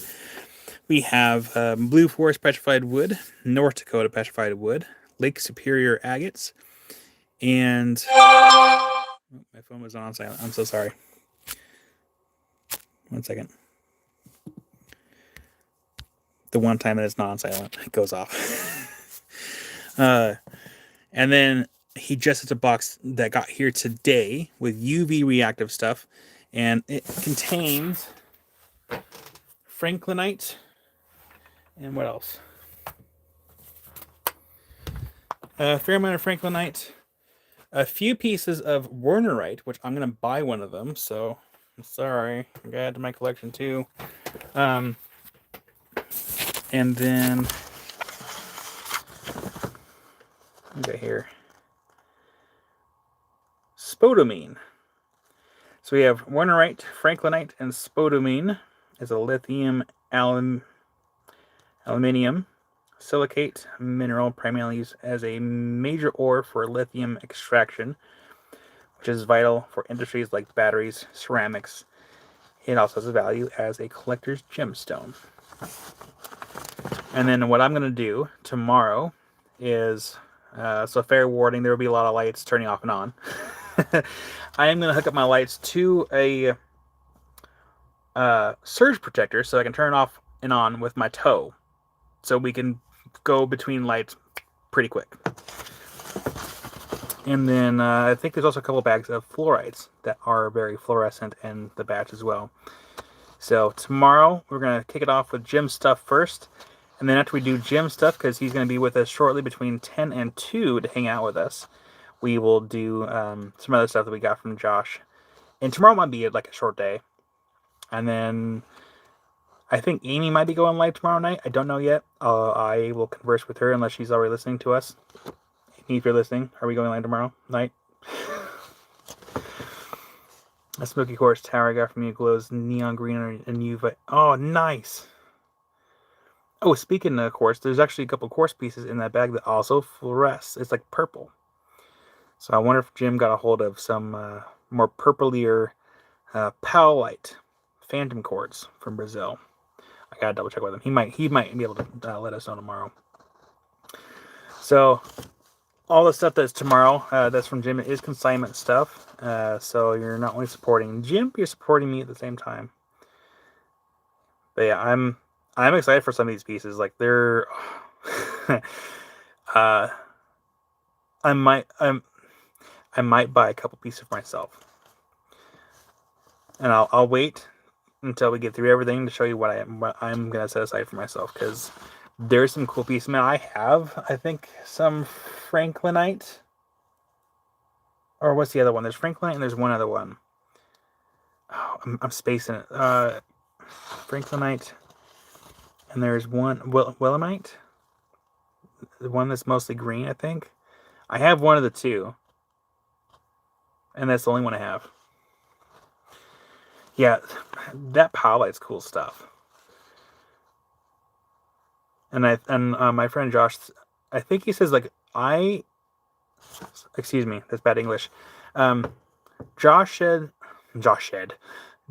said that he and I are probably the only ones right now, at least on the live still part of things, that have rough like Phantom Powlight.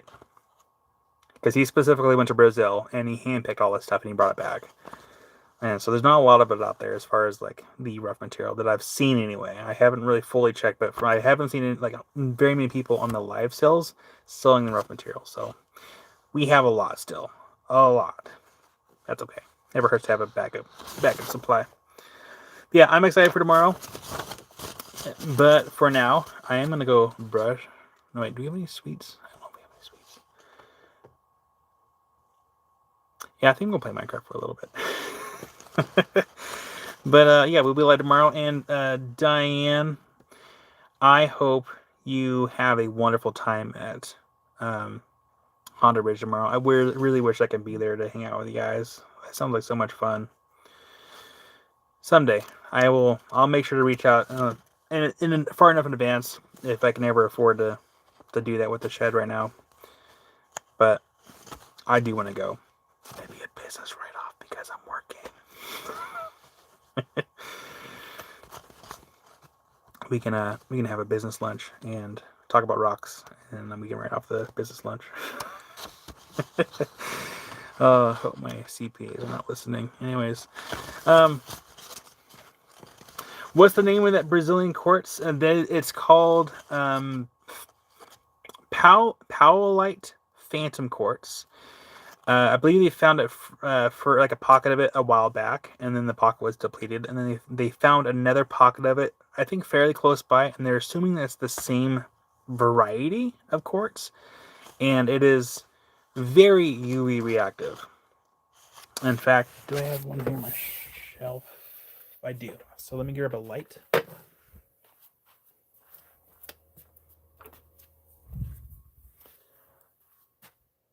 Here, go this way.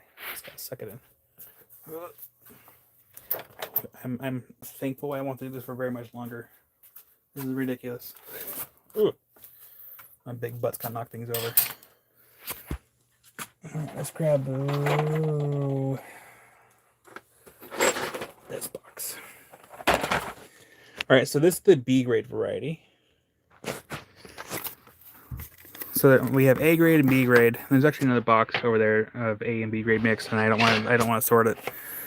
But this stuff is a long wave light. It's very reactive. The phantoms are the ones as what is fluorescing. It's that like light orange yellow color. So let's zoom in here.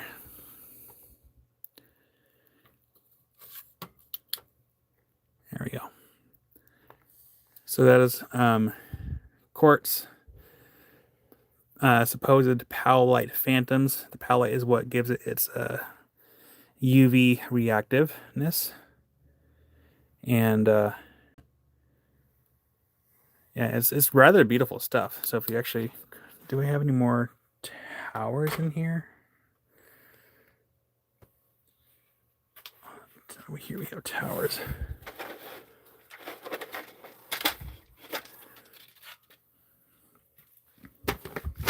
Oh no. Maybe we just do this. There we go. So we just zoom in here. And we hit these little lights here. And aside from the tags, they're very fluorescent. Very fluorescent. Yeah, I think they would make nice cabs. In fact, I can't reach it because on the other side of one of these shelves, I actually have a piece of the rough set aside to do a test cab.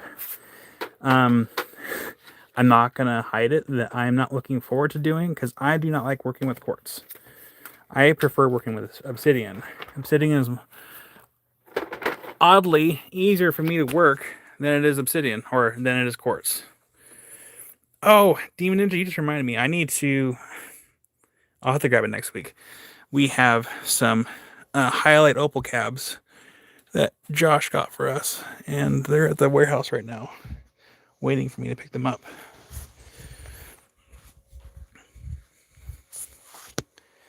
This piece right here. This is a piece that...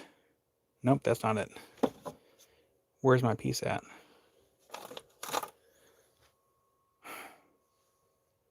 It's not here. I think it's over here. Well, it's... No. Okay. Well, I have a little tower somewhere that's mine, and it's cool, but it's not where I left it. Oh, here it is. It's not where I left it. This is the one I bought for myself right here. Well, let me take that back. I went to go buy it, and when I picked it up from Josh, he's like, "Nah, it's a gift." I'm like, "Oh, thanks, buddy." So you see the little phantom that's right there? So if we turn off these lights here,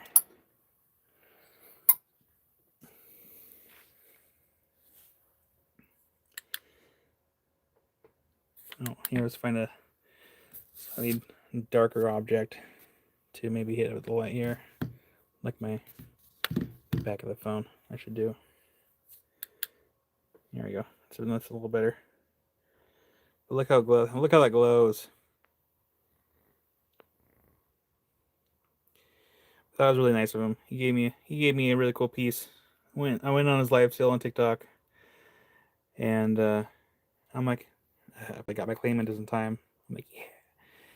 And then he got back from to Denver, and then met up with him to grab some stuff. And I'm like, yeah, I have my box. And he was like, yeah. And then I went to go get it. He's like, oh. I told him like I can add it onto the bill or the check I write him. He's like, no, it's a gift. I'm like, oh, thanks, buddy. Josh does spoil me sometimes. He gave me that, and then he also gave me, if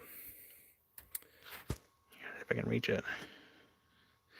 Well, have a good night, Diane. Thank you for hanging out with me for a little bit, and good luck tomorrow. Mr. Chubby, hubby, howdy.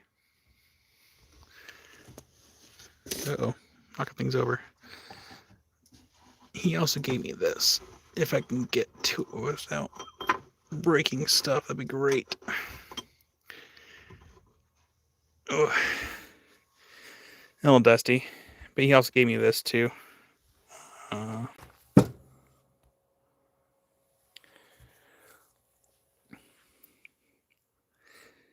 Big ol' smoky quartz chunk, double terminated. Kind of double terminated from Brazil. Might you have any more spirit quartz? Ghost. Do I have more spirit quartz? Yeah, I do. Sorry, didn't mean to sound like that, but yeah, I do have more spirit quartz. I actually have a box that has to get priced. Where'd it go? I got a box right there of spirit quartz. And then I know I have more spirit quartz somewhere else too. I have that box. Oh god, I gotta get back there and do that for this. If I suck it in. Ghost also depends, like, if you're looking for like big pieces or small pieces. I have a mixture of like sizes. I do have big pieces. Again, I can't go too much further because of the shelf in my way. But I got big pieces. They're tucked away down there. That are kind of hidden and out of the way right now. But I do have big pieces of spirit quartz. Yeah, small pieces of spirit quartz. It's just, again, this is a matter of like getting to it.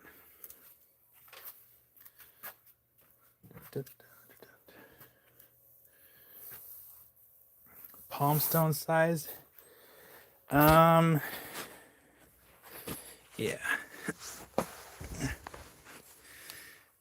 If anything, I think this one, there should be a smaller one in here. Small-ish. That's a little bit bigger than palm. and I don't have these priced yet. So, yeah, I don't have these ones priced yet, but it's a little bit bigger than palm. I might have some smaller ones again floating around, but again, I gotta find them because everything is back in containers again. You know, I said I wasn't going to do that, but I ran out of space. And then there's one actually in there I don't know if I want to sell. But yeah, Ghost, did you happen to get my email with my updated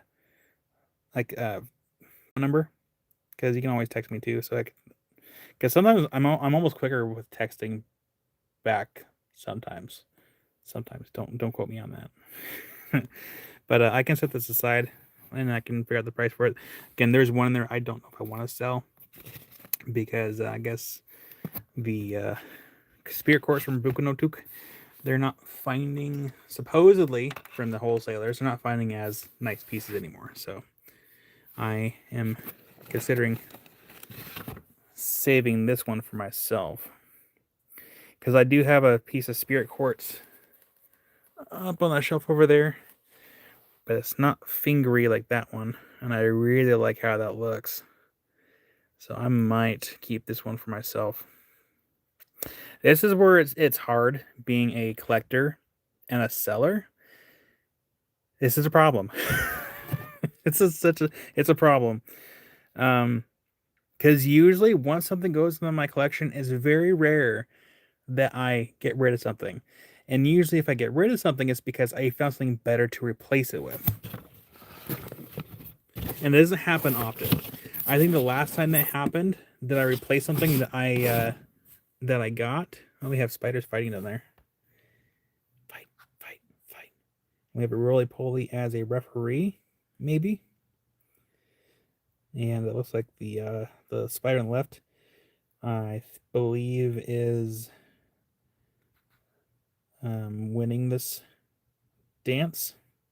Oh, hold on. He's backing out. Anyways. Yeah, Ghost, feel free to send me a text. And don't worry, I won't bombard you with sales text. I don't do that. And the only time I really text someone is like for you, for example. If you're looking for something in particular, you just let me reach out, let me know. Like this piece right here. I had a piece on the shelf that was my personal piece, and I found this piece which was better, and then so I upgraded, and that's ball malachite.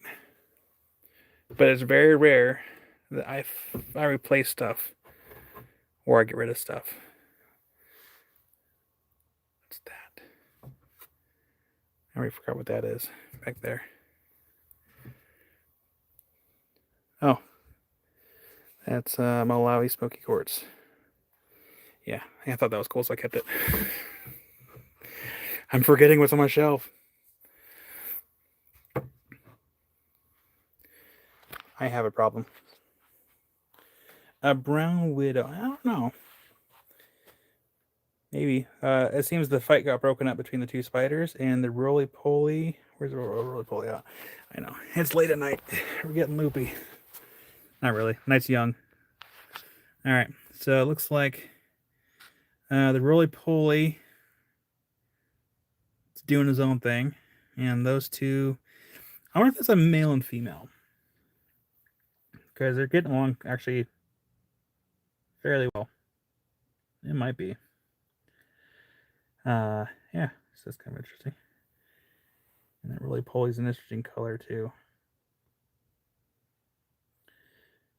Sorry, I'm interested in what's going on in here. Nope. They're having a domestic dispute right now, I think. She is telling him that she has a headache, and he is not getting the hint. He also forgot to bring flowers, and also forgot to bring her a snack from the store. And he forgot to put gas in the car. Oh boy, I wish I could.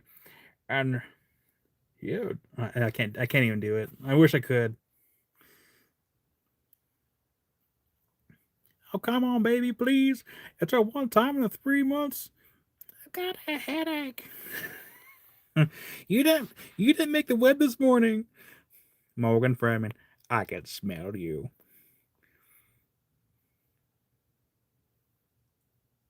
You little buddy. So yeah, for those that don't know, bugs typically don't bother me. Like it has to be a very particular bug for it to really like for me to do something about it. Spiders, there's spiders in here, and I don't care. There's been times where I walk in here, and I'm no joke, a giant house spider would like run across the floor. I'm like, oh hey little buddy. Um, if it's not destructive, I don't care. They can live in here. It's a very they take care of the other bugs, and they don't bother me. I don't bother them, and I can't tell you how many times I'm sitting here, and not just the floor. The little spider comes right down all the time. Doesn't bother me. So long as it isn't it's not a yellow jacket, a ball-faced hornet, something that can eat wood or other supplies, they can live here. But yeah. So Ghost, I'm gonna set that aside so I don't forget. Actually, I'm gonna set the whole box aside so I can find that label in my database. But yeah, Ghost, there's other. I mean, I don't know what you like to collect just in general, but there are some other cool specimens I got too. I think people are sleeping on labyrinthinite. I think labyrinthinite's a really cool specimen. Like, I think I'm probably gonna keep this one because it's like the gemmiest I think of the bunch. So I think I got this because of this one piece. But labyrinthinite is another really cool. Snakes don't bother me either. Ghost. I grew up watching Discovery Channel, Steve Irwin, Animal Planet. Critters do not bother me in the slightest. In fact, I've told I told Theo, if we ever meet up down in Florida, he might have to stop me from touching the snakes.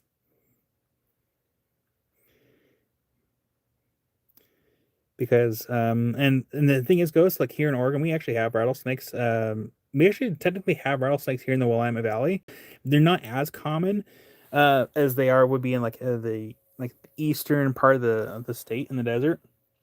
But I still have yet to see one in real life because I would love nothing more to if I came across a snake like sunbathing, I would stop the vehicle if I saw one just to get some nice photos of it, not to touch it because I know better, but to get photos because I know like their striking distances like was it 3/4 the length of their body. So there is you can roughly gauge about how long they are, but still, I know better. Can I pet that dog? Oh hey, sorry, going back to our spider friends over here. It looks like Mr. Spider might actually get lucky tonight because he brought home dinner. He got the little roly-poly. She's still thinking about it though. So, dude, you might have a chance tonight. Yeah. How's the weather, Holly? But yeah, a little bit tonight is pretty cool. I just think people are sleeping on it. Really, really beautiful crystals. And this comes out of Africa. This comes out of specifically the Congo. I can't even pronounce that. There's a couple of different areas this comes out of, and this particular box comes from the Tank Funguruma Rumi.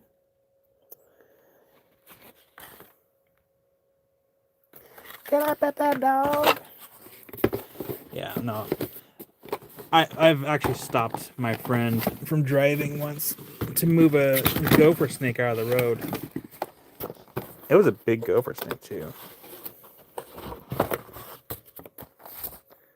What do we got here? We have some Brandenburg Smokies from Namibia. So again, these are stuff I got from like before I left my trip, and they've just been sitting in here. She wants chocolate and obsidian. These are cold too. There's just one that has a circle on it. I'm pretty sure that's an anhydro. So these are just some things I haven't had even time to like sit down and get priced yet. And like it's not even my top priority. It should be, because I need to be selling this stuff before the end of the year, the best I can, because I don't want to do inventory. Help me! I messed up. But look at that. I love skeletal formations in quartz. Something about it. It's so unique. But yeah, there's some pretty cool ones in these boxes, and but look at that. And I don't even think this box, like, I don't think these pieces would be too terribly expensive. I think these would be fairly affordable.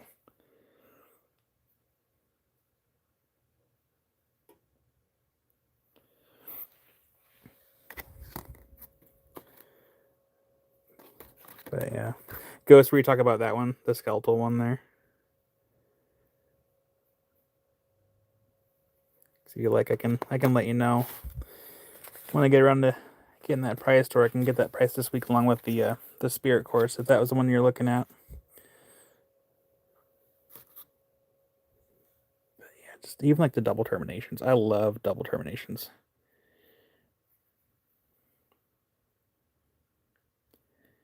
I mean, look how clean that is. That is so clean. Love it.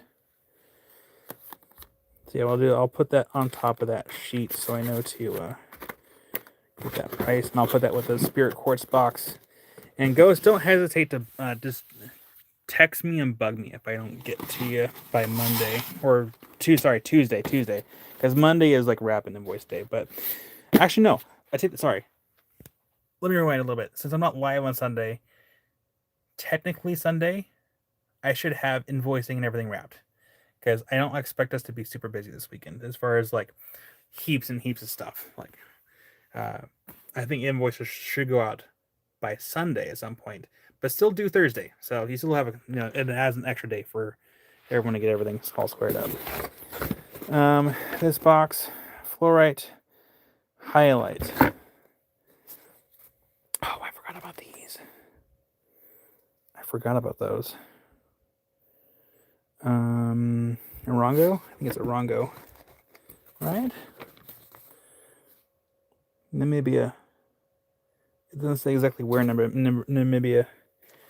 But look at that. Oh my god.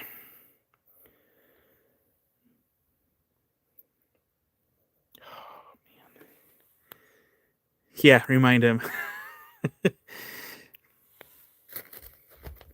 I promise, like, Wildheart probably knows this. Like, if you text me and I don't text you back, it's not that I'm avoiding people. It's just I forget. I will literally read your text, but okay, I'll text you back here in a minute. And guess what? It just happens. I'm trying to be better about it. And then we have a whole big bag of highlight opal, and I believe that is from the highlight opal from Morongo. And this stuff fluoresces green. The light's too far away. I don't want to get up. I'm lazy. But yeah, I literally haven't even touched these boxes since before my trip, because I just haven't had time. I got more Belemnites in. Belemnites, Brandberg. I like how I'm gonna go play Minecraft, and like here I am, just like still going through stuff. And we got little Brandbergs. Look at that. Oh my god. Look how nice that one. That's a nice one.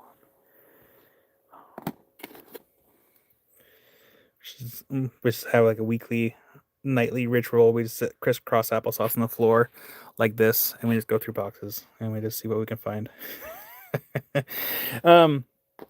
speaking of like doing lives, when the new shop gets all put together and ready, the only thing I'm concerned about is the lighting versus the light gray and kind of neutral tone I'm going for. I'm hoping that the camera will still do okay. So, worst case, we'll have to figure something out, but it's okay. I'm not gonna worry about it right now. That one looks kind of weird. It almost looks melted there on that face. But yeah, these things are just hecka cool.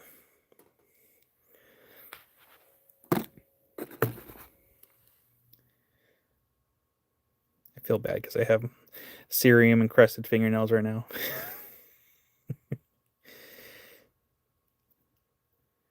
Some of these have anhydrous, or they have a potential to have anhydrous. I think I'm gonna keep this one. Yeah, I think I'm gonna keep this one because of that point. It just looks really cool. It kind of reminds me of a. It just looks cool. I might keep that one. I just like the way that it's like pointed like that. But I'm gonna keep that in there for right now so I don't misplace it. Brandenburg. I like the mix boxes. Is this what I'm thinking of? Mix. Oh, I must have been on a little cork kick when I got all these.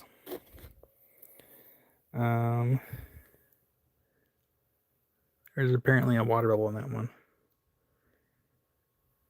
I'll have to go through in there and find it. You got some purples in there. Ooh. What is that? Why does it look like that? It's like smooth, almost as if it's been melted. I mean, it's quartz. It's cold. It's quartz. I'm just wondering if like somehow it melted down in nature or something.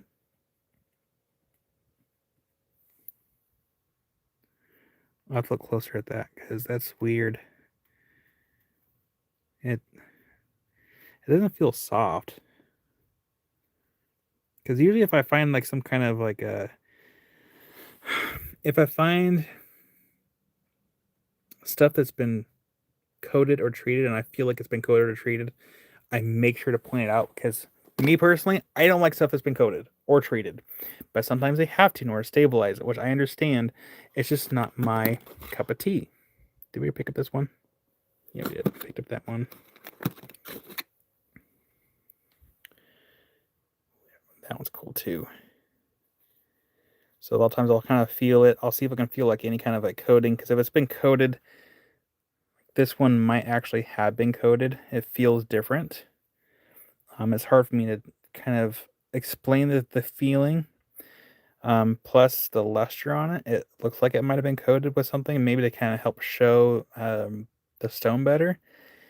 Me personally, I don't like it, but again, it happens.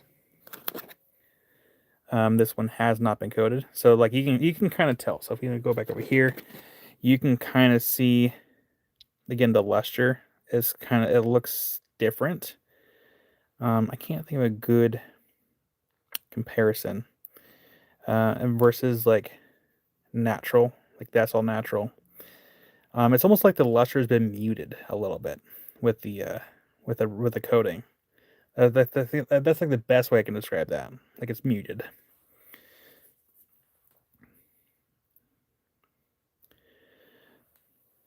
I mean, it's a cool piece. It's got some interesting inclusions in there, but it's been coated. That one is natural. It's got a little phantom in there. These ones will not fluoresce. Or if they did, I'd be very surprised. But yeah, there's some nice ones in there. That's kind of a really neat piece too. We got a little rainbow in there. That's cool. Very nice. This is my rock pile. Oh, I got to put the paper in there. I'm pretty much waiting to... Actually, I shouldn't wait. I need to get this stuff priced. Okay, these mix boxes. Sometimes these mix boxes have really cool stuff in them, and they're always kind of fun. Like, oh, like this one. Like this is like one of the mix boxes I got. Is that Voigtite or Ripakite? It's one of the two. Actually, maybe that's Voigtite. If that's Voigtite, that's gonna make me really happy because I sold my big piece to Doug. That might be Voigtite with quartz. But yeah, I thoroughly enjoy these mix boxes because you can get some like really cool specimens in them. And I mean, they don't always describe like where exactly they all came from. In fact, where's the paper? Oh, it does actually have paper. Oh lordy, it's everywhere. This one, like it's literally, it's just like everything's all on one sheet. So a lot of it has to do with translating. Sorry, I can't talk. Yeah, Voigtite, smoky. So sweet. I do have a Voigtite. Thank goodness. But then you get like a cool piece like this. Now, sometimes the mix boxes do have like coated stuff on there. Sometimes they don't. But like this box, I saw this box. I'm like, yeah, I have to have this box because like there were some really cool specimens here. A lot of times when I'm buying stuff, I am buying stuff as if I was buying stuff for myself. Because sometimes I do end up keeping some of the stuff. That is, I think that is actually fluorite. Is it on the sheet? Fluorite. Thank goodness in alphabetical order. Fluorite. Yeah, I believe it's a yellow spherical fluorite. Yeah, honey fluorite. Yeah, honey fluorite. I don't remember if I got any more of like the spherical variety. So I think I got this one for some of the specimens for myself to add to my personal collection. Look at that. That's actually a pretty cool piece of calcite. That's so cool. Yeah, some of the stuff wound up being for sale. It's just I gotta go through. I think when I got this box again, I was kind of looking for like collecting for myself for a little bit, and then kind of go through and get rid of some like sell some of the other stuff. Big old piece of schorl, also known as a black tourmaline. I believe that is from Namibia. But look at that. It's a really cool effect. Really cool piece. And then look at this. Look over here. Look at this. Look at him. He's adorable. We have to talk gently so it doesn't break. A little aquamarine. Look at him. He's adorable. I love it. I believe that is also from Arango as well. I picked up that one. We got some smoky quartz with a little piece of schorl right there, a little black tourmaline.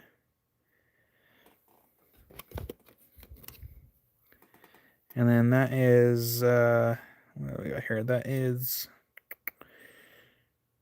let me think here. I believe that's a Brandberg. It looks like it's been ground down a little bit on that side there. I'm not sure why. But a little Brandberg amethyst. Can't really see through without light. We need to have like another light on there. But it almost looks like it has other inclusions there in the bottom. And then some fluorite and vermiculite. Very, very neat stuff. And then we have some shadokite. Super dense. Yeah, I love the mixed trays. Mixed trays are so much fun. Almost. let's flip this around so it doesn't stick up too much. There we go.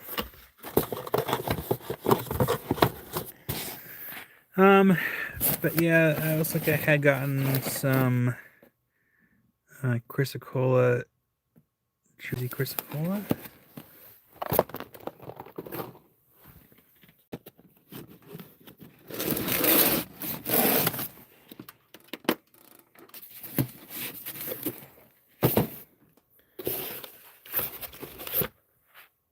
Got some blue lace, juicy blue lace. More belemnites. For those that don't know what belemnites are, they're basically squid butts. They are very cool, by the way. Ever have any moonstone? I have white, black, and rainbow. Yeah, Ghost. I got moonstone coming out of my ears. I have a lot of moonstone cabs, a lot of beads. Let me think here. At one point, we had some peach moonstone stuff. Yeah, we typically like end up having like a lot of like, moonstone, like, especially cabs. Oh, look, there's another spider. See? Yeah, these are the black ammonites. I love these things. These things are amazing. I think this is actually the last batch I was able to order. Yeah, I don't see any more over there. But yeah, these black ammonites are just, they're hecka cool. And sometimes they actually have pyrite. You can actually see a little bit of the pyrite right there. My thumb's at. Get some pyrite in there. And yeah, they don't tend to fluoresce all that much. Very much. And my wholesaler says they might get some more in the future, but again, I was trying to buy these as often as I could because they were hard to get. Yeah, I like the voids on these too. It gives them a lot of character. Like we had a really large set which I almost wanted to keep, but I figured I could just wait maybe, and hopefully in the future there would be more that pops up. Well, hi there, Cindy. But I have a few sets of those left. I just need to get those ones priced. And then I was trying to get down to this bottom box here. Oh, okay. Little ones. These were the little juicy Chrysocollas. Slow little guys. Beautiful. Well, thank you, Cindy. I appreciate that. There's a lot of videos on my channel for like cutting and polishing and the occasional adventure video. And then every weekend we go live with live sales here on YouTube. There is no pressure to buy anything. If you just want to come hang out and chat with us, that's awesome. Oh, hi there, Fred. Thank you again, Fred, for the gnomes. I got them on my desk over there right now. They're chilling. The other gnome's hiding behind the light right there in the middle. Yeah, Cindy, thanks for subscribing. My name's Kyle. And I have a rock problem. And like this, look at this. Look at that. That one would be really cool, like a face polish on. Oh my gosh. Yeah, I need to go through that. And yeah, that was so nice. Absolutely, Fred. Yeah, Fred, if we had more time, we could have done, like, we could have gone live and worked on the rock together or something. It'd been fun. Next time. We've got petrified wood.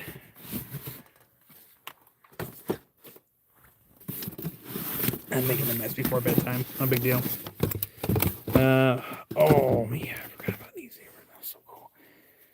Yeah, these are really cool pieces of petrified wood. Well, hi there, Luke. And I did not polish these, obviously. Same thing with these ones. Like, I was really hesitant to keep one of these for myself because these are really neat. I have a soft spot for wood limbs. Yeah, I messed before a live sale. No, I have to clean up before tomorrow, so I don't have to think about it. At least tomorrow should be a fairly easy day. If I had to pick between these to buy for my to keep for my, I mean, I already bought these. Like these, I own these. I kind of would almost keep that one. I mean, it's not a full round per se, but I love the nub there on the side and the knots. Like it just adds a lot of character to it. I mean, if this was laying on the ground, you think that was like just a regular piece of wood. It looks like modern wood. These come from. Oh, that's from the wrong box. I forgot to put that back in the box. These come from. What the heck? I am misplacing stuff. Uh-oh. Chris-Cola. Where's the... Oh, there it is. These come from Zimbabwe. Gakwe.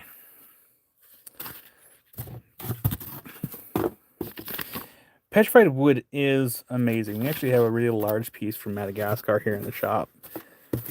It's polished on both sides. And I say polished because I'm not the one that did it. So it's not my level of shine, but it's still a really nice piece.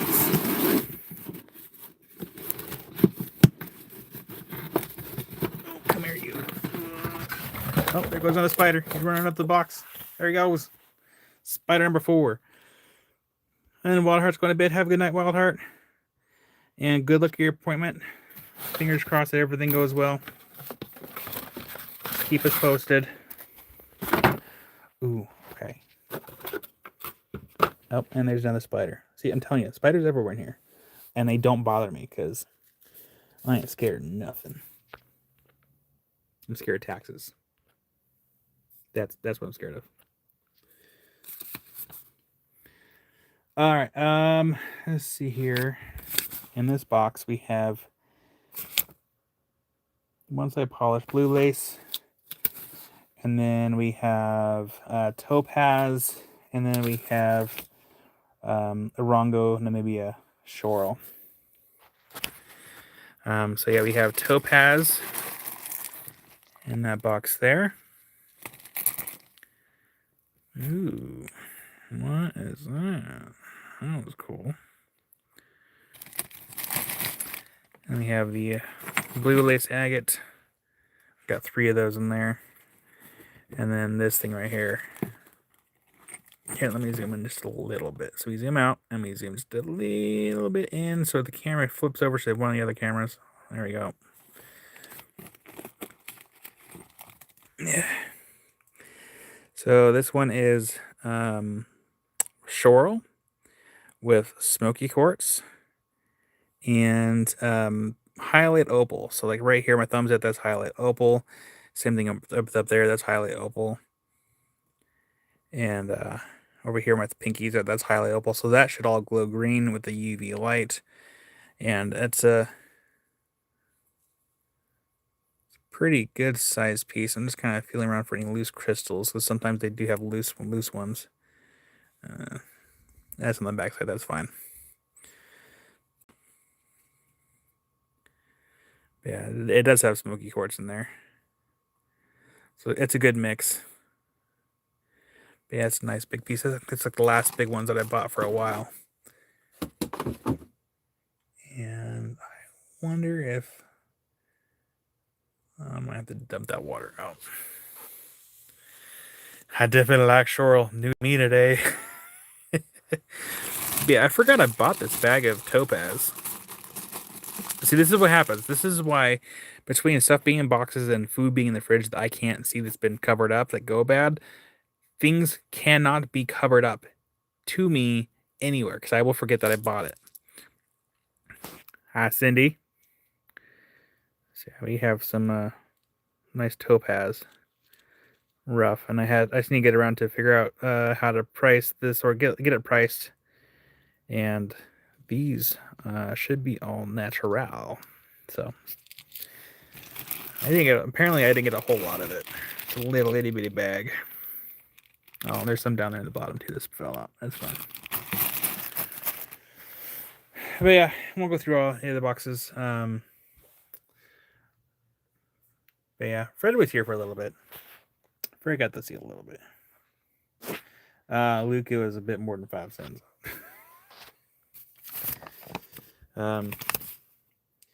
Let's see here. That one is the Shorel. I can't do the conversion from Rand to US dollar, but it was. So the Topaz is actually from Irongo, Namibia, and then yeah. I know, Luke. I know. You wouldn't be the first person. If I could sell these rocks for cheaper, just get them out of the shop, I would. But unfortunately, I got a lot of money tied in with rocks and rock accessories because, again, I have a problem. It's a good problem to have. I mean, oh gosh, I don't know what boxes these papers went to anymore. Oops. That's fine. I'm just going to put you all down here for a second while we put everything back. Sitting crisscross like children awaiting orders from their teacher.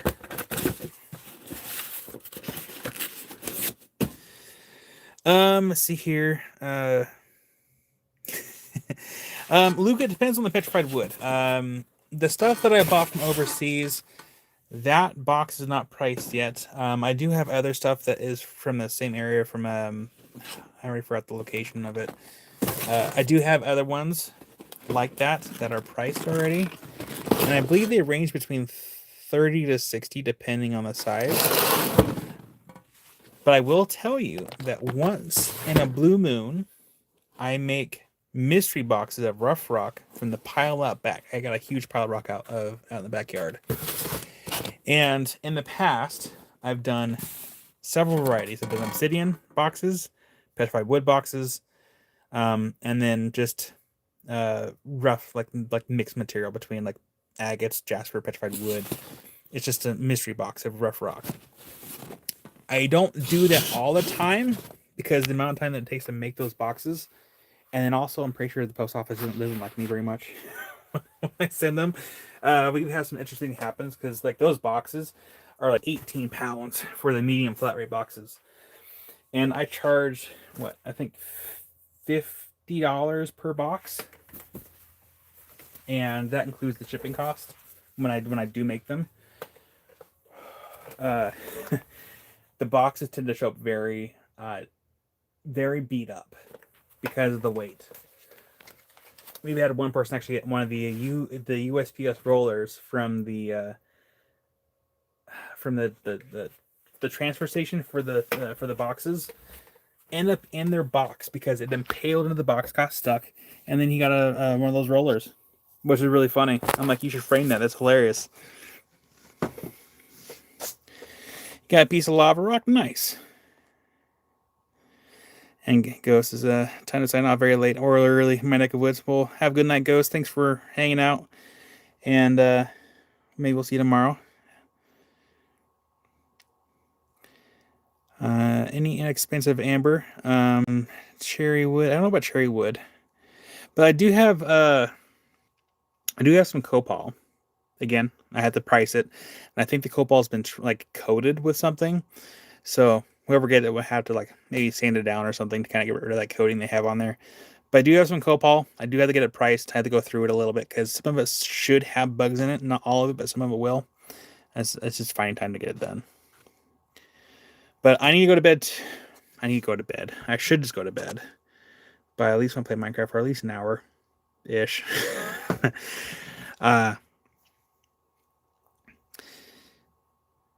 Yeah, so what I have, Luke, I do have Sumatran amber. They're tumbles. They're actually very cheap. I think they break down to like, oh gosh, how much was it? They're stupid cheap. But I do have Sumatran tumbles, and I was gonna show them at one point and just be like, hey, this is like, I forgot how many cents it is per gram, but it's like so cheap.